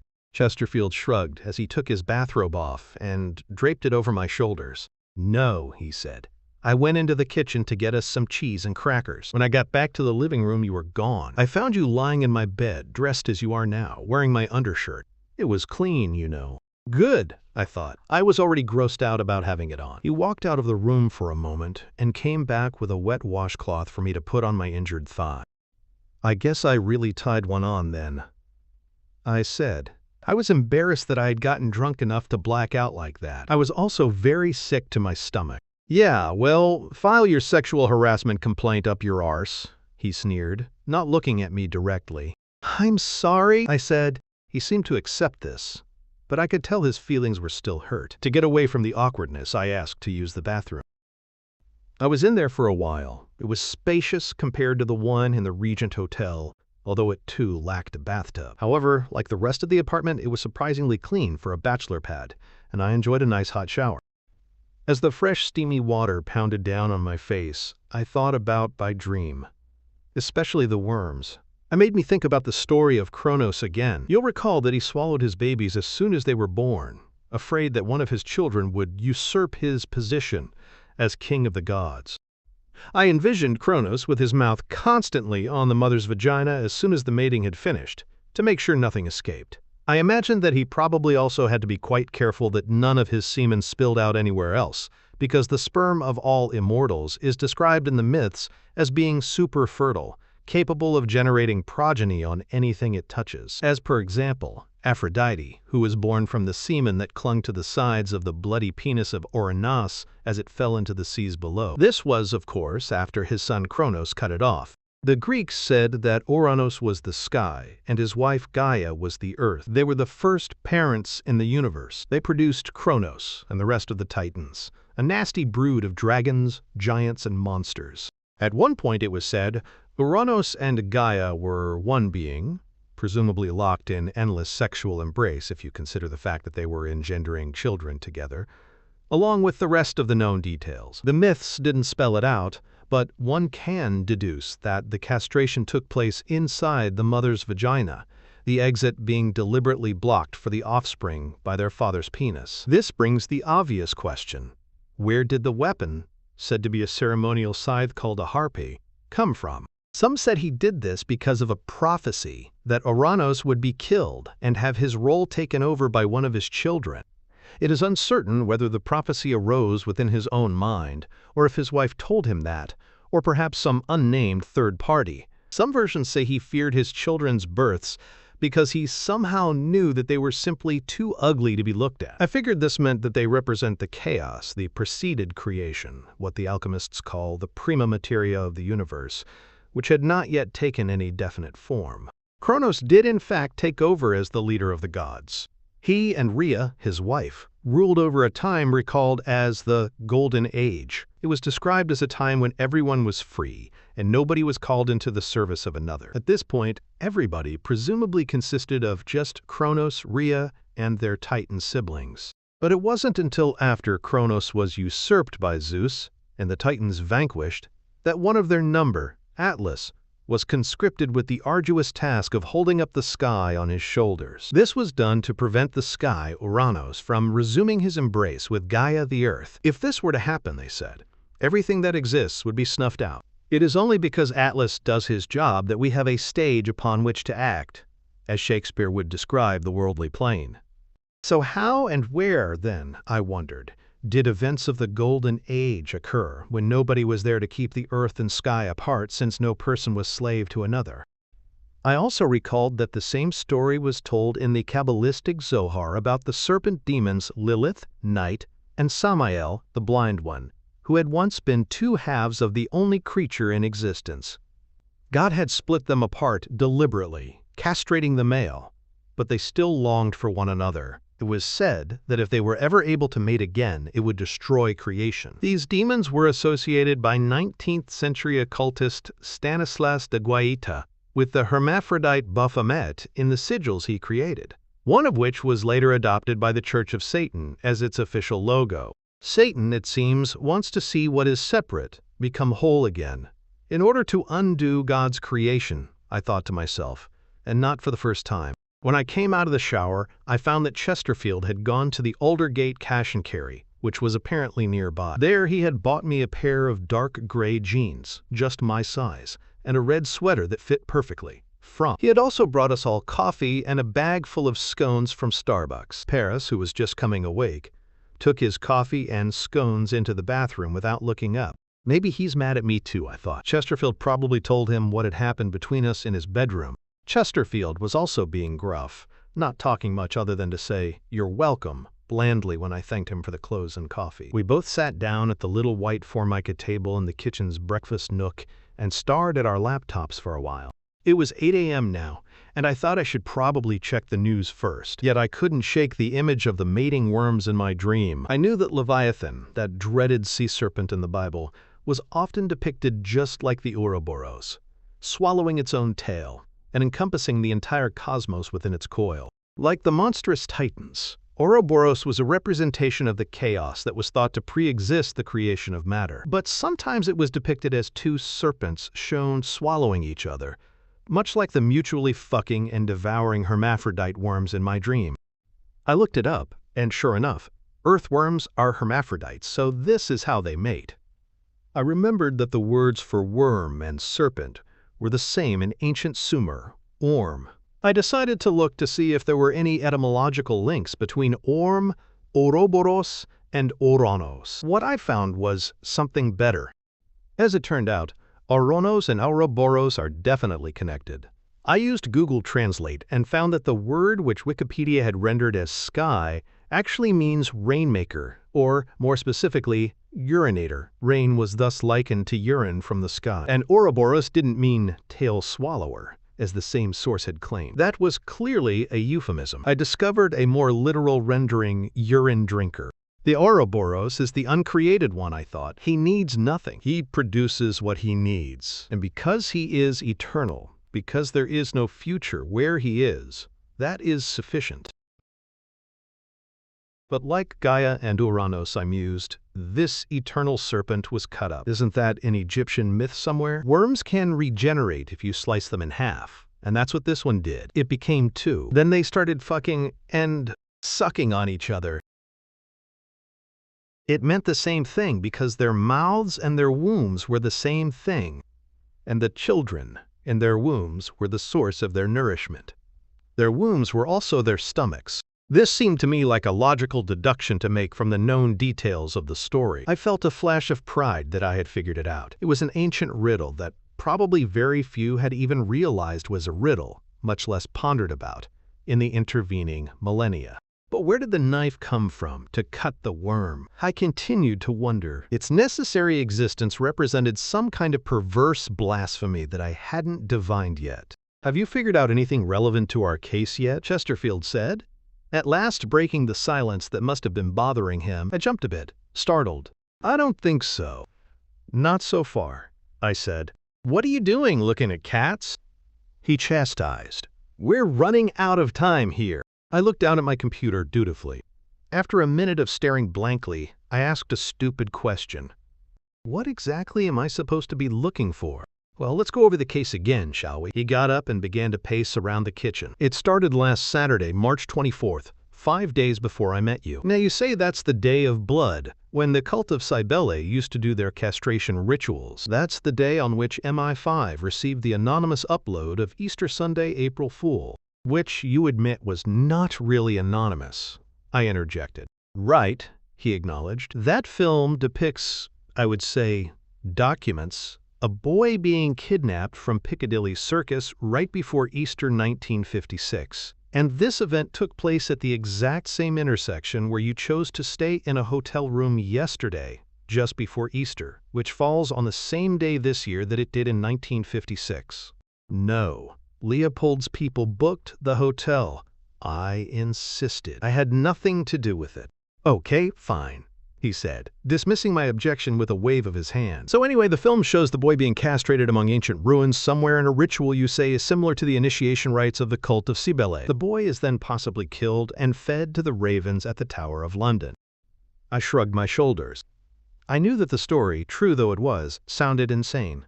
Then, in the same film, a little girl is sodomized next to the London Stone in the upper chamber of Temple Bar, which was then sitting on property attached to a boarding school. The girl is first raped with a dildo on a stick, which, as it turns out, is connected to the symbolism of the ancient monument of Billingsgate in London. It's also similar to the way in which medieval witchcraft cults used to introduce intoxicating substances into the orifices of the initiates at Sabbaths. I nodded. Then, at the same time that I am, illegally and against my employer's protocol, allowing you to see this film, my ultimate boss, the director of MI5, is kidnapped by your fake Baron friend and then killed in that very same chamber of Temple Bar, which has now been moved to Paternoster Square. But he pivoted on his foot and then turned to face me, pointing at me accusingly. Temple Bar originally sat right next to the Oldie Cock Tavern in Temple, where you asked me to take you while all of this stuff is coincidentally happening. The director's head is mounted to the front of the bar like he's a traitor, and the murder scene includes a Mithraic magic square, which also shows up at this Alphamstone place that your fake Baron friend pretended to be from. It also includes alleged Templar symbols of severed male genitals in a vase that just so happened to be showcased in your latest book. And this brings me to the subject of you, Pamela. He sat down next to me and put his face within an inch of my own, looking at me sternly. I could almost feel his red mustache tickling my cheek. He continued, "You claim that this same person kidnapped you yesterday and forced you to witness a bull sacrifice in a secret underground tunnel, but you also refuse to testify to this fact, which is why we don't have his co-conspirators in the fake butcher company arrested and why he is then able to escape." There was a lot of anger in his voice, and his words indicated that he might not really believe what I told him about what happened to me the day before. Or, at least, he wanted me to think so. It was supposed to make me feel bad, and it worked, even though I knew I was in no way to blame for anything. I decided to ignore his manipulation tactics. "Yes," I acknowledged, "and bull sacrifices are associated with both the cult of Cybele and the mysteries of Mithras. Also, a bull sacrifice was depicted on the side of the allegedly Templar-originated Mété coffer that disappeared from the museum. So maybe I should research that angle to connect the Templars, Mithras, and Cybele, because I still don't know how these things all go together." I looked back down at my computer and began to type into Google. Chesterfield sat back down at his laptop and resumed his own research. I started off by looking for connections between Mithras and Cybele. I found quickly that a debate had been raging among scholars on the subject for the last 250 years. They couldn't agree on whether or not these two cults, both of Eastern origin and active concurrently in the late Roman Empire, were related at all. It was mostly modern scholars who were claiming that they were not. Cybele had been adopted into Hellenistic Greece from their western Anatolian colonies as early as the 6th century BC. The Greeks compounded her with Rhea, the wife of Kronos and mother of Zeus. The aspect of her relationship with Attis, some historians said, was really only fully adopted by the Western version of the cult after the Romans absorbed it into their official religion in the 2nd century BC. But as I had mentioned to Chesterfield before, the Galu of the temples of the great mother goddess Inanna in Sumer also practiced the same rite and had a myth about the son of the goddess which was identical in many ways to that of Attis. Mithraism, however, had been imported from Persia much later, starting in the 1st century after Christ. There were many obvious differences. Mithraism was an all-male cult that, at first blush, seems to promote masculine attributes and shun everything feminine. It was popular in the military, particularly among the foreign legions, and indeed, that's where it had originally begun its spread throughout the empire. It took a couple of centuries for it to be anything more than a barely tolerated subterranean mystery school, operating literally underground, in caves on the frontiers, and in the basements of other buildings and cities. But eventually, some of the emperors were converted, and the cult, which had originally forbidden its members to join any other religious groups, began to allow amalgamation with the followers of Sol Invictus, Invincible Sun, aka Helios. This new and improved Mithraism became the dominant religious force at the end of the empire, until its rival, Christianity, with which it shared mutual influence, eclipsed it altogether. Early in the 20th century, two authors, Franz Cumont and Jesse Weston, separately published important works arguing that Mithraists had also made formal pacts with Cybele worshippers. Cumont had stated it as though it were established fact in his 1903 book, The Mysteries of Mithra.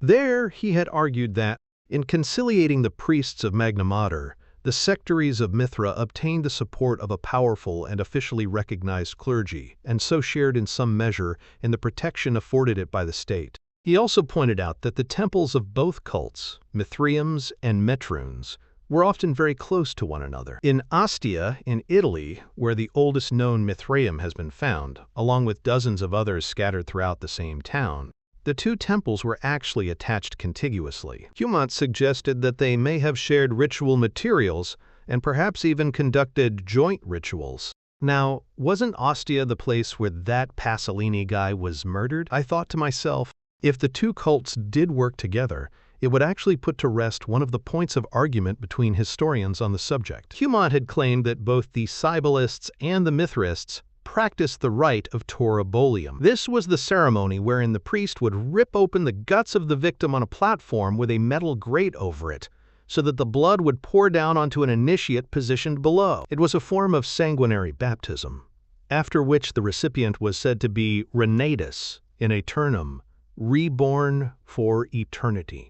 Modern scholars, criticizing Cumont, argue that, although the central myth of the cult is about Mithras hunting and killing a bull, a true Taurobolium would have been impossible to conduct inside of a tiny underground Mithraeum. But they ignore the fact that Cumont had already addressed this issue. He said the evidence suggested that Mithraists performed few, if any, of their own sacrifices of. Instead, he thought that they most likely contracted this work out to a professional victimarius, sacrificial butcher, which was a common practice at the time. Any metroon would have been equipped for this, and the Cybelists may have been the ones to fulfill this purpose. Cumont also noted that Mithraeums were usually built directly upon a source of running water. He proposed that the relatively sophisticated plumbing systems they usually sported might have been useful to the Cybelists, and that access to these things might have been traded to them by the Mithraists in exchange for help with butchery. It occurred to me that Cybele's anti-male transvestite priesthood and the Mithraists' aversion to femininity may have made them an odd yet complementary pair. They both were against traditional sexuality. Furthermore, the mythologies of both cult figures complemented each other in the same way. I told you before that according to some sources, Cybele wasn't always just a woman. Prudentius, a Roman Christian poet writing in the 4th century, said in Peristephanon 10.1071-3, "Both sexes are displeasing to Cybele's holiness, so he keeps a middle gender between the two." As I mentioned, initiates of Cybele's priesthood went through an orgiastic public ritual in which they were expected to go mad on drugs and wine. They would then become possessed by the goddess, just like Attis, so that they would be inspired to castrate themselves just like he did. These priests were thereafter referred to as women, just like the Galu priest of Sumer before them, and just like a post-op transgender person would be in modern times. Like the Galu, they dressed in women's clothes, spoke in affected effeminate voices, and sang in an effeminate manner that was supposed to be pleasing to the goddess. Earlier, in the 1st century BC, another Roman poet, Gaius Valerius Catullus, had written in Carmina, poem 63, about how Attis castrated himself and thus became a priestess of Cybele. From that point on, she was thereby immediately referred to as feminine. Over the vast main borne by swift sailing ship, Attis, as with hasty hurried foot he reached the Phrygian wood, and gained the tree-girt gloomy sanctuary of the goddess. There, roused by rabid rage and mind astray, with sharp-edged flint downwards, dashed his burden of virility. Then, as he felt his limbs were left without their manhood, and the fresh spilt blood staining the soil, with bloodless hands she hastily took a tambour light to hold. Your tambourine, Cybele, your initiate rite, and with feeble fingers beating the hollowed bullock's back, she rose up quivering. Later, when her reason returned to her, she lamented the loss of her penis and the fact that she was now a slave to the mother goddess. Then, when from quiet rest torn, her delirium over, Attis at once recalled to mind her deed, and with lucid thought saw what she had lost, and where she stood. With heaving heart she backwards traced her steps to the landing place. There, gazing over the vast main with tear-filled eyes, with saddened voice in tristful soliloquy, thus did she lament. This all appears to be an echo of the earliest versions of the Cybele myth, influenced more closely by the Phrygian version. In these, she was called Agditis, and was said to have originated in the realm of the gods. She'd been formed when some of Zeus' semen fell upon a rock called Agdo. But the other gods found Agditis to be a freak, and so they had her castrated and cast her down to earth. This, then, would explain why Cybele was sometimes represented by a rock, particularly a meteorite, a stone that fell from heaven. As the story continues, according to a Greek travelogue from Pausanias in the 2nd century AD, the goddess then became pregnant with a boy, whom she abandoned at birth and left for dead. The boy was born so beautiful that he was rescued by a she-goat that felt pity for him. Eventually, when she found him again, his own mother fell in love with him. He was later engaged to a princess, but during the wedding, Agditis/Cybele possessed his mind and inspired him to castrate himself, resulting in his death. Afterwards, in regret, she persuaded Zeus to grant the body of Attis should neither rot at all nor decay, according to a travelogue of Phrygia written in the 2nd century AD by the Greek geographer Pausanias. This is the skeletal story, upon which a variety of flourishes about the boy's death, resurrection, and alleged love for his mother were added. Some obvious parallels between this and the story of Mithras jump out right away. Just as they say Agditis was born from a Petra genetrix, fecund rock, so too was Mithras. Votive depictions of the god's birth show him emerging as a fully grown young man, with a torch in one hand and a knife in the other, which he used to find his way and tear himself out. On either side of the rock, they always depicted the two chiaramonti, torchbearers, two male youths who wore Phrygian hats just like Mithras, and just Attis Cybele's Galli priests. The chiaramonti were also often shown in that same peculiar cross-legged attitude, just like how Attis and the Galli were often shown, whether standing or laying, just like the effigies of the cross-legged knights on the graves at Temple Church. The names of the two chiaramonti were Cots and Cotophanes. Each held a torch, with one pointing it upwards and the other pointing it downwards, respectively. Seeing this reminded me again of Eliphas Levi's depiction of the Templar demon Baphomet, with one hand pointing up and the other pointing down, along with a torch burning between his goat horns. The ultimate provenance of Mithras is a mystery. It was a true parthenogenesis, fertilized by the Heavenly Father's phallic lightning, as Barbara Walker wrote. He was truly the self-born, like the nameless figure identified by Jesus in the apocryphal Gospel of Thomas, where he said, "When you see him who is not born of woman, fall down upon your faces and worship him. That one is your Father." Thus, during the initiations, according to the one surviving Mithras liturgy, inductees took an oath to the god, which included the words, "I, who was born from the mortal womb of," his mother's name, "and from the fluid of semen, and who, since he has been born again from you today, resolves to worship you." In the myth of Mithras, when the time came to have progeny of his own, he chose to mate with a rock because he detested females. A writer known as Pseudo-Plutarch wrote in Defluvius 23.4 about a certain mountain in Armenia called Diorphos.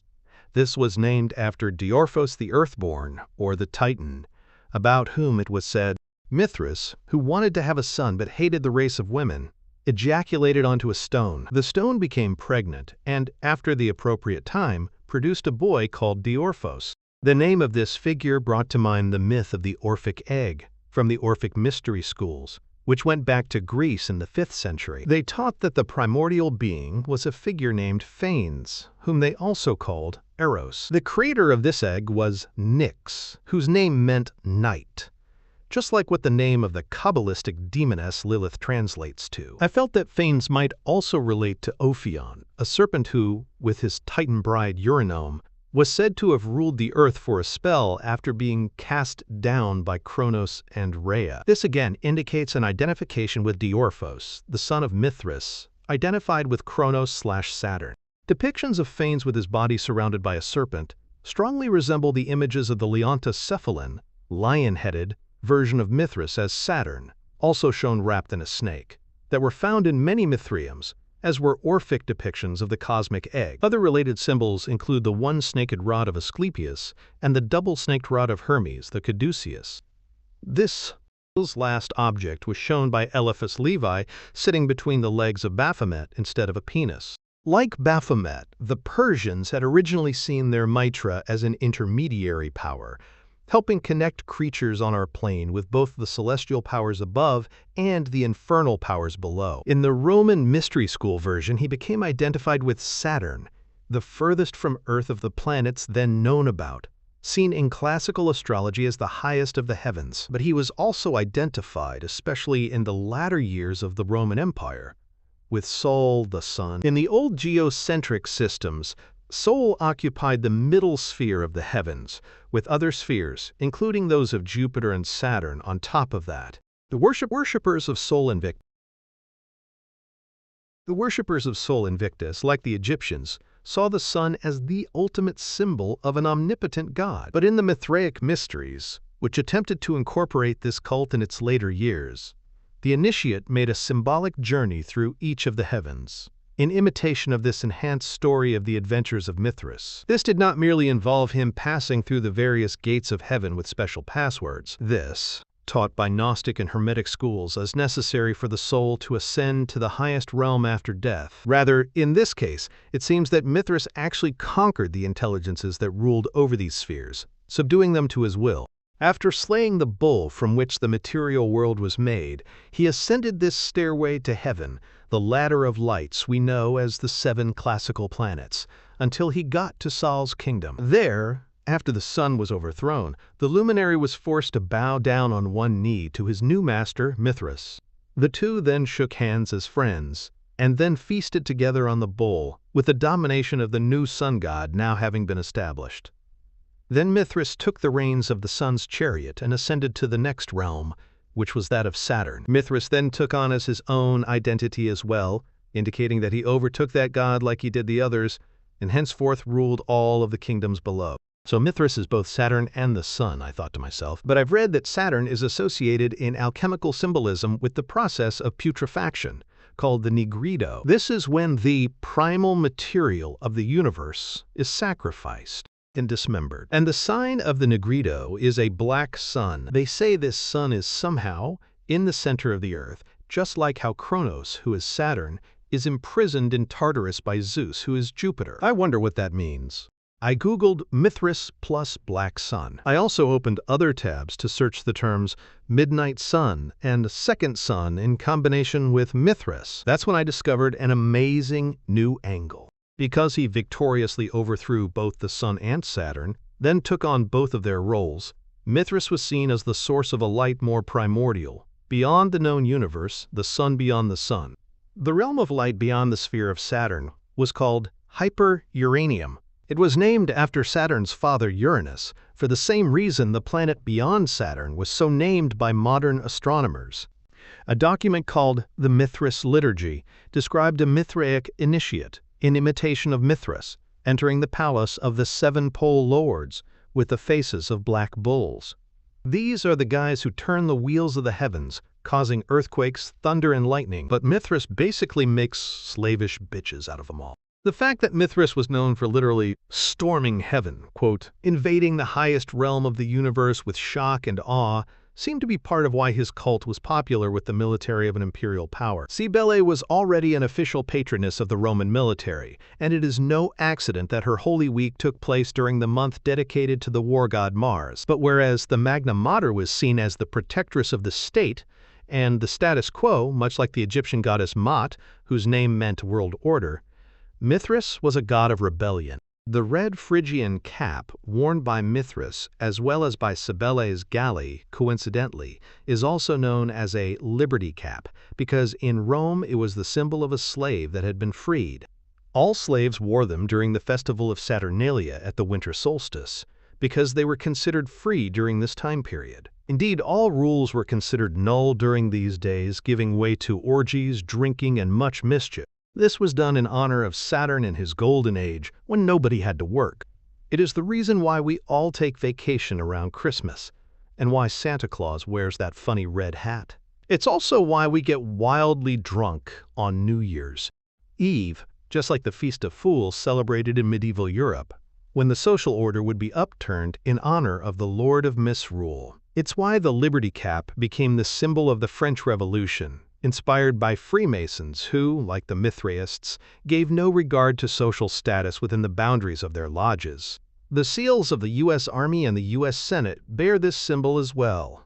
Thinking about this at Chesterfield's breakfast table, while he clicked away on his computer across the table from me, I now understood the cosmology of the Smurfs. Papa Smurf, with his red Phrygian hat, was the pater, the father, just like the leader of a Mithraic school was called. His subjects in the communist Smurf dictatorship were all male, like those in the temples of Mithras, except for Smurfette, who had been created through dark alchemy by Gargamel in order to mislead the Smurfs. Papa Smurf, however, had been able to magically turn her over to his will and let her live with his subjects. But none of them had mothers, and from my recollection, all of them had been created alchemically. "So," said Chesterfield, clearing his throat, "learned anything about Cybele and Mithras?" "Yes," I said. "Quite a lot. Well, I know that Cybele likes to castrate boys, and Mithras likes to fuck bulls in the arse while he kills them. What other sick stuff did they get up to?" I laughed. The record on the Mithraists is a bit confusing. On the one hand, there are sources saying that the cult valued abstinence from sex as an extension of their general hatred of women, and that many of their priests took vows of chastity. "Yes," he said, nodding as he glanced at his computer briefly. I continued, "But at the same time they had a ceremony for the second degree of their order, which is called Nymphis, the bride. It was dedicated to the love goddess Venus. The initiate would be married to another brother in the order, dressed in a bridal veil." "Go on," he said, looking again at his computer as if he were checking off items on a list. I gave him a breakdown of the material I had found indicating that both Cybele and Mithras were against normal sexual relations, and that both had been born from inseminated rocks. I mentioned the castration of Cybele and her original hermaphroditic state. I compared her to Baphomet, also missing his penis according to Eliphas Levi. The Knights Templar officially rejected sex with women as well, vowing not to touch them, although we know that they did confess to sometimes using female prostitutes in their orgies, always for sodomy. But in order to stem their desires for procreative acts, they vowed not to reject the sexual advancements of their brothers. The masters told the initiates that it was better to indulge in this than to burn with desire for females. That's probably why they kissed each other's penises and butts at the end of the induction ceremony. He looked at me incredulously. "I've never heard that before." "This was all revealed a few years ago by the Vatican," I told him. "It happened when they discovered the Chinon parchment. It came out that the knights had confessed all of this stuff to Pope Clement V, without torture. And this is in addition to the satanic rituals they confessed about to the King of France years earlier." "So they were a gay knighthood?" he said. He seemed crestfallen. I guess he really bought into the hype that the Templars were a wrongly maligned group of pure Christian martyrs. "There's more," I said. "Joseph von Hammer-Purgstall found monuments he believed were of Templar origin, as I told you. Well, some of them had depictions of little boys being sodomized and made to have sex with animals. They also showed kids being sacrificed in a baptism of fire ritual." "And why would they have done this?" he asked. "Well, I haven't figured it out entirely." He rolled his eyes. "I mean, I think it was an attempt to destroy creation through magic, but I don't know how it was supposed to work." "Where did you get the idea then?" he asked. "The Met coffer," I said. "Remember it shows Cybele with a beard pulling the sun and moon down from the sky? She's uprooting the heavens, where the Archons rule from." "Who are the Archons?" he said, getting visibly annoyed at the labyrinthine symbolism I was attempting to explain. "The heavenly bodies," I answered, "the rulers of fate, whom the Ophite Gnostics saw as their enemies. They were the 7 visible planets, which included the moon and the sun." Hammer-Purgstall thought the Templars were secret Ophite Gnostics, and the Ophite Gnostics, according to Hippolytus, incorporated the Sibylle mysteries into their dogma. "Okay," said Chesterfield.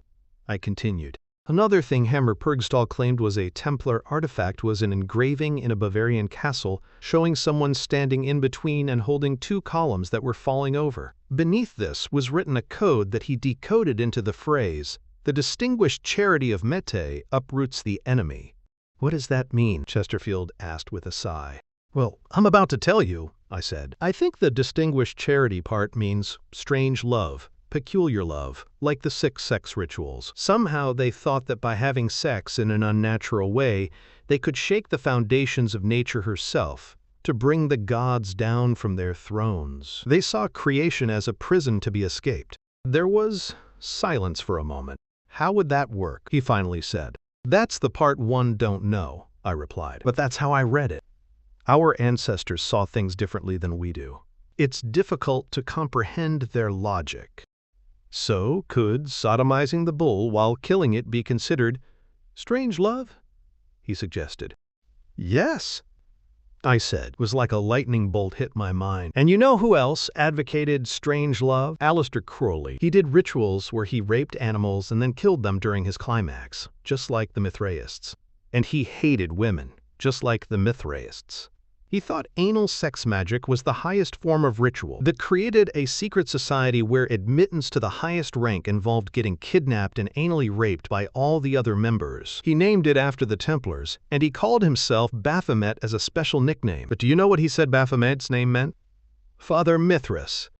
I had long considered Crowley's attempt to etymologize the name of Baphomet to be the least useful of all the theories that had been proffered by scholars throughout the years. I agreed with him or Purgstall's conclusion that it meant baptism of wisdom, and most of the suggestions made by others had been similar in meaning. Now I had to rethink it. Why did he say that anyway? I wondered.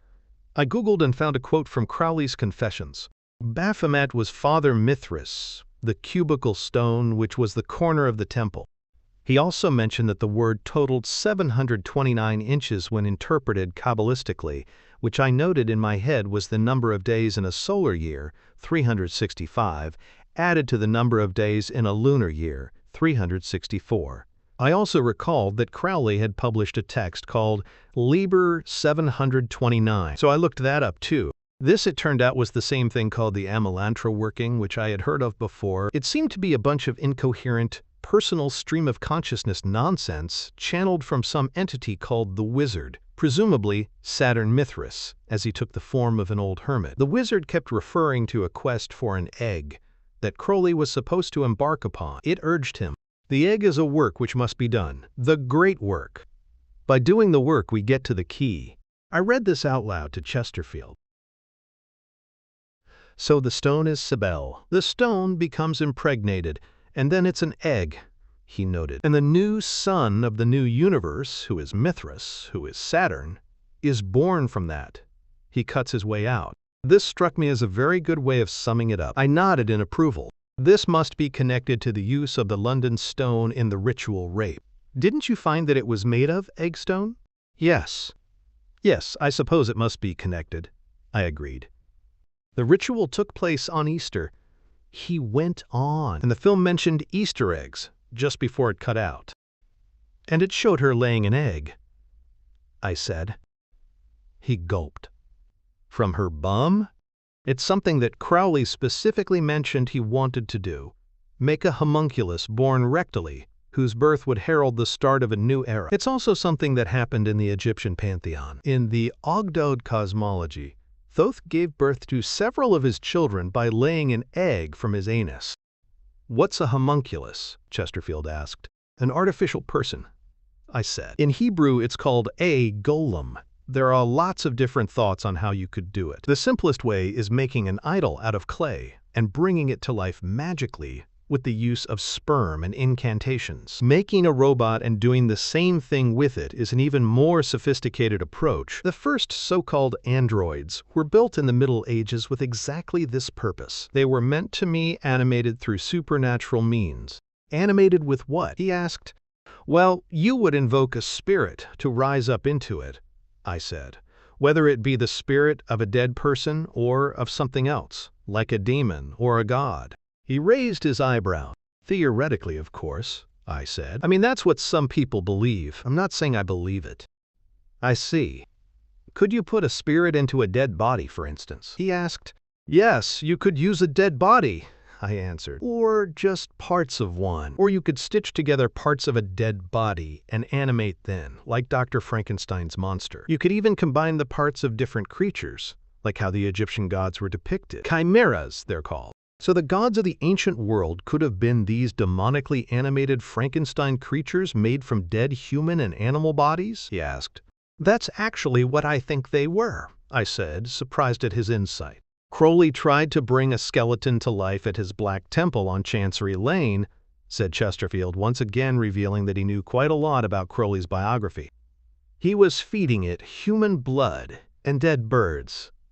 I suppose that was an attempt to make a golem from a dead body, right? Certainly, I said. And the Templars' chief mascot, their secret captain, their lucky talisman, and their idol of worship was a product of exactly this kind of sorcery. Baphomet, you mean? Chesterfield guessed. Yes, I answered. They say it started out as a skull with 2 leg bones. Specifically, these bones belonged to the body of a girl named Yes, who had been loved by one of the original Templar knights, but she had died before their love was consummated. And so the knight took it upon himself to break open her coffin and have his way with her corpse. After he was done, he heard a voice speaking to him that is described as coming from beyond the void. It told him to shut up the grave and return 9 months later, when he would find a son waiting for him. I looked at Chesterfield. He was literally on the edge of his chair, tilted forward so that the back legs were rising off the floor as he stared at me with his eyes wide, waiting for me to finish, like it was the best ghost story ever. I continued. The knight obeyed this instruction, and when he came back, he found the skull and leg bones waiting for him. It spoke to him, promising to bring him luck in business and battle if he brought it with him everywhere and took its advice. That's how the original Baphomet skull came to the temple's possession, and that supposedly had much to do with the extent of their worldly success. Interesting, said Chesterfield. You know, just a couple of years ago we had a murder case in that De Vere Hotel in Theobald Park, the one they made out of Lady Moo's old mansion, right in front of where she had the Temple Bar parked. Some guy, a lawyer and a friend of Boris Johnson, killed a young teacher in his room there on Christmas Eve. Then he had sex with her dead body. He said a voice in his head told him to take her there and do exactly that. He finished his story and stared at me. I didn't react. So many weird things were connecting together, and this was just one more. It's just that Temple Bar is part of our mystery, he said, as if he had to explain the connection. And Temple Bar is associated with Templars. And lawyers, I added. That's where the legal profession is headquartered. That's where we get the bar exam that lawyers have to take. The practice of law is like a secret society in itself. I was drifting off topic. I know, said Chesterfield. So the head talked to them and told them what to do, how to fight, how to build a banking empire, how to blackmail the papacy into giving them an exemption from all laws and all taxes. I interrupted. So that's the big secret of the Templars, a talking skull that gave them business advice? Talking idols made from decapitated heads were quite common in the ancient East, I said. They were called teraphim, and they were generally made from the heads of sacrificed young boys. But the head of a prophet was considered quite powerful, and could be used to enslave the soul of the prophet to make use of his power. This is what the Templars were rumored to have done with the mummified head of John the Baptist to make into Baphomet the baptizer of wisdom. But I thought Baphomet was a goat-headed human hermaphrodite, said Chesterfield. I think they augmented it over time, I replied. Like the chimeras we mentioned, perhaps only the head was original. I also think they made other versions of the idol for all their other chapters, using the same magical principles, but that somehow they were all connected together and couldn't work independently. They were just conduits to the group's shared patron demon. And then they worshipped it as a god, right? He said. I guess so. I mean, they bowed down to it and kissed it, sacrificed to it, testified that it could save them, make them wealthy, and make their crops prosperous. They said that it gave them wisdom. They had to take an oath of allegiance to it and renounce Jesus Christ in the process. It sounds like a religion to me. So they made up their own religion, like you were saying, out of bowing down to this idol, combined with other bits and bobs they collected from pagan cults, satanic cults, Gnostic heresies, Greek and Roman mystery schools. Am I missing anything? He said. No, that's it. And the god they made for themselves was like a compound of all these different gods and goddesses, as well as demons from all the various traditions. Just like a Dr. Frankenstein's monster, it was a bunch of parts from different bodies, all stuck together. But they felt that it made their god and their religion stronger to be forged from so many different, even contradictory sources of power. They created an egregore that for a time took over the world and still influences it immensely today. An egregore, he said, a collective thought form animated by magic. I replied, the Baphomet golem was just the physical touch point that allowed the Baphomet egregore to manifest. So Mithras and Cybele, though they may have been contradictory in many ways, could have been combined by the Templar magicians into one thought form that was more powerful than both of them, he said. My thoughts exactly, I told him. And when did Mithras celebrate his birthday? Christmas, right? Said Chesterfield. Yes, supposedly, I replied. But Franz Cumont thought that only came to be observed after Mithras was conflated with Sol Invictus towards the end of the empire. He said that Mithraic initiations typically took place during March, and that they particularly celebrated the time around the spring equinox, just like Cybele's Day of Blood and the rest of her Holy Week festivals.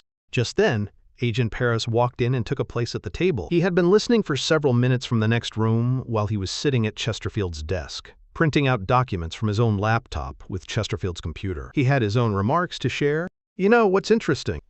He said. The end of March or early April was the time of year when they finished the orgies and murdered everyone in 120 Days of Sodom. There's a bit of ambiguity because the Marquis never finished the novel. He ran out of paper when he was imprisoned in the Bastille, but he made an outline of how it would end. The 120 days of sex orgies started on November 1st. The child victims were kidnapped and taken to the Duke's hidden mansion in the woods on Halloween night.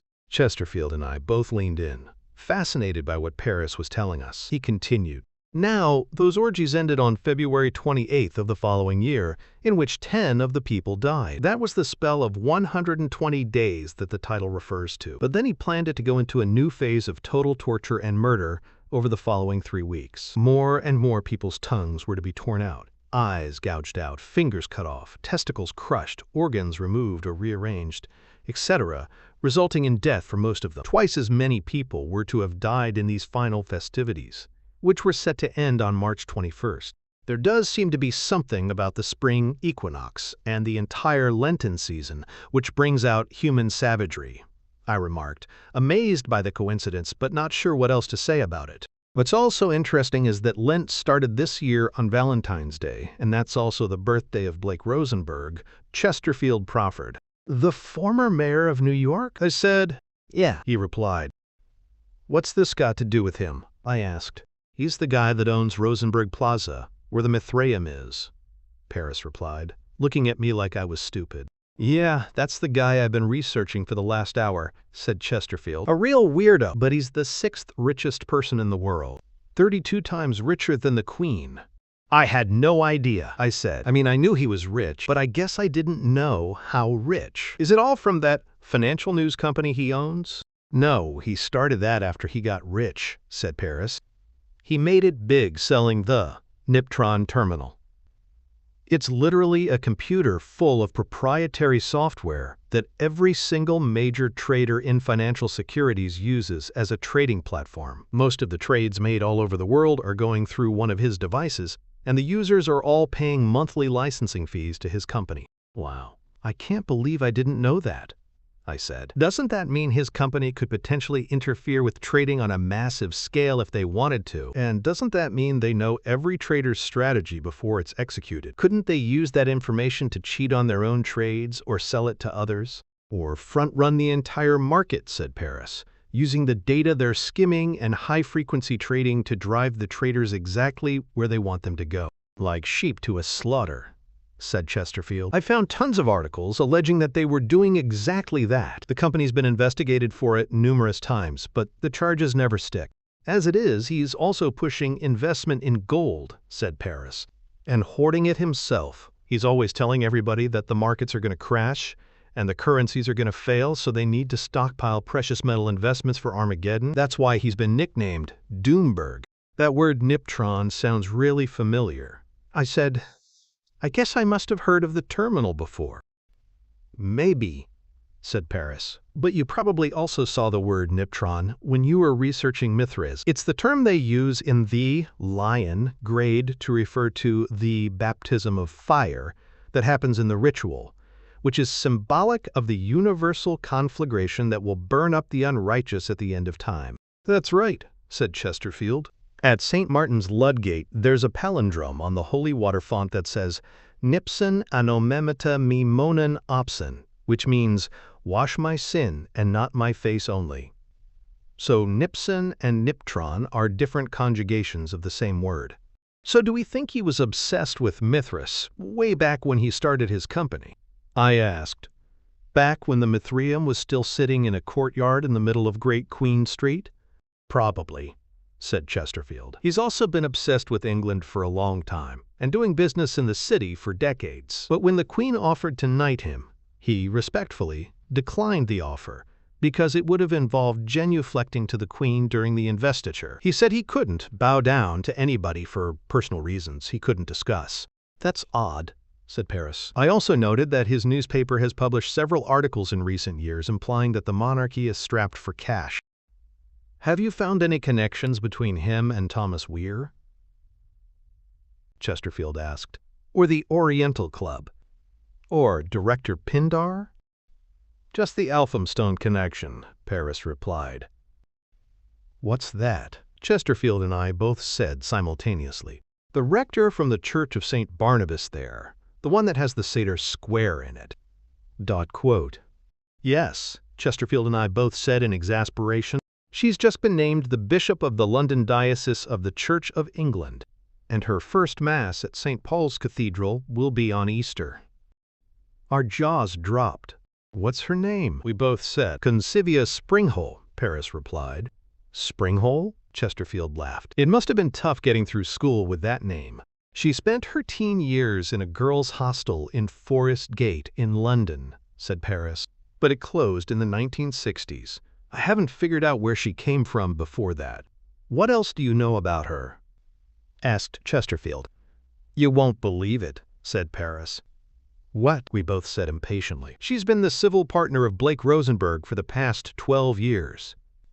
What? We both gasped. You're telling me that Rosenberg, one of the world's richest men, is matched up with the rector of that tiny village? Yeah, he went on. And rumor has it it's an open relationship. They have an adopted daughter. She's 12. She sometimes gets in the tabloids for competing at Royal Equestrian steeplechases. Is that acceptable in the Church of England now? I asked. Bishops and open relationships? Oh yeah. Anything goes in Her Majesty's church now, Chesterfield said, rolling his eyes. He's a Jew, too. Secular, said Paris. Most of his comments about Christianity have been pretty hostile. So the richest and perhaps most irreverent Jewish American in London is swinging with the leader of the church for all of London. Bizarre, isn't it? But I'm sure nobody's complained because nobody wants to offend anybody. Then there's the fact that he hates women, remarked Chesterfield. So what's he doing with a woman of the cloth who is undoubtedly, due to the challenges of her non-traditional job, a feminist? What's your evidence that he hates women? I asked. Women and children, he answered. According to the papers, he's made a number of disparaging remarks about females. He openly insists that the women who work for him maintain a sexy appearance at all times, no matter how serious the job supposedly is. He's only allowed a handful of females to rise to the top of his business, and none of them had children. I thought about how this might fit in with the man's reported obsession with Mithraism. In fact, Chesterfield continued, his female employees usually get demoted once their bosses learn that they're pregnant. He once told a pregnant underling directly, kill it, or kill your career. Yet strangely, as mayor of New York, he enthusiastically supported gay marriage so strongly that he insisted on performing the city's first same-sex ceremony himself on 2 of his own employees. Chesterfield turned his computer around to show me a newspaper article with a photo of Rosenberg, a Poindexter with brown hair, slightly crossed eyes, and a medium build in an expensive navy suit. He was standing gleefully behind 2 men in equally costly suits, crowned with celebratory laurel wreaths and holding hands lovingly. In front of them stood their 2 adopted sons, ages 6 and 8. Employees of the city of New York or employees of Rosenberg Industries? Of his own company, Chesterfield answered, who was about to add something else, but there was a knock at the door. Everybody suddenly got quiet. Chesterfield sat frozen, his eyes wide. That's odd, he whispered. Normally visitors use the buzzer at the front door downstairs. He was clearly alarmed, with no reason to expect that anybody would be calling on him now.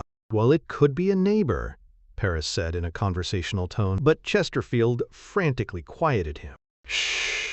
He crept out of the kitchen and around the corner to the front door. Paris and I tiptoed quietly behind him. He looked through the peephole, then he turned around, bewildered. There's nobody there, he whispered. Then he turned back around, looked through the hole again, and began turning the handle. "Wait, aren't you going to get your guns out?" I said to the two spooks. "We don't have guns," Paris sneered. "It's not the Wild West." Chesterfield opened the door. Indeed, there was no one standing there. On the ground, however, there was an empty glass Coke bottle sitting there, sealed on top with the bloody, severed head of a black bird. We all gasped. Chesterfield shut the door rapidly. Then he gestured for Paris to come over to him. Paris appeared to hesitate and looked around the room frantically. Then he took an autographed cricket bat from the wall where it was mounted a few feet away from him and walked up right behind his partner with the bat held high.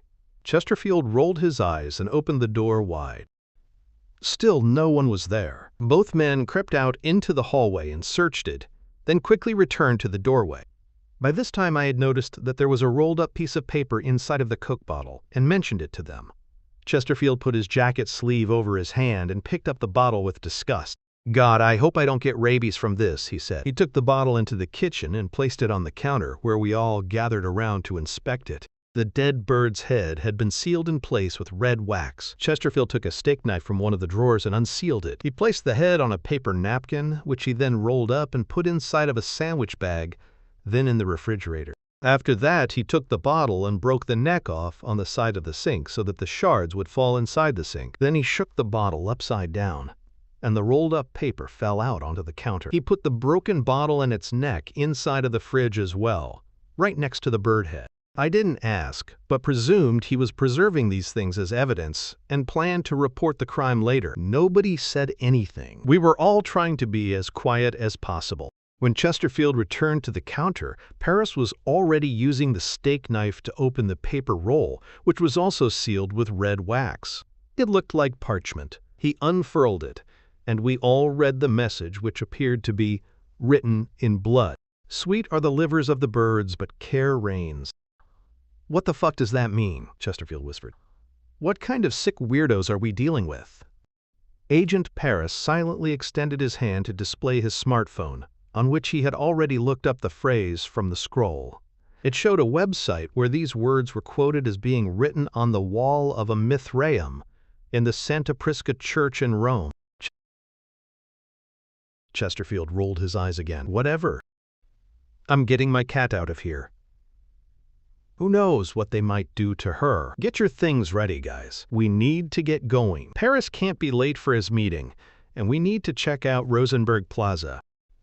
"Are you going to report this as a crime?" I asked. "Later," he said, already exiting the kitchen. "It doesn't matter right now." He was clearly quite frightened and understandably eager to leave the apartment. Paris and I packed up our briefcases. Chesterfield returned momentarily with Lenore the cat inside a carrier. We silently walked out the front door and cautiously proceeded down the hall to the elevator. But when we got to the bottom floor, there was another surprise waiting for us. Sitting on the two pink sofas facing each other in the lobby were two Metropolitan Police, along with the building's manager, an old white man, and several other tenants. On the coffee table between the sofas was the decapitated body of a black bird, feet sticking straight up. One of the officers was examining a tag on the bird's right foot.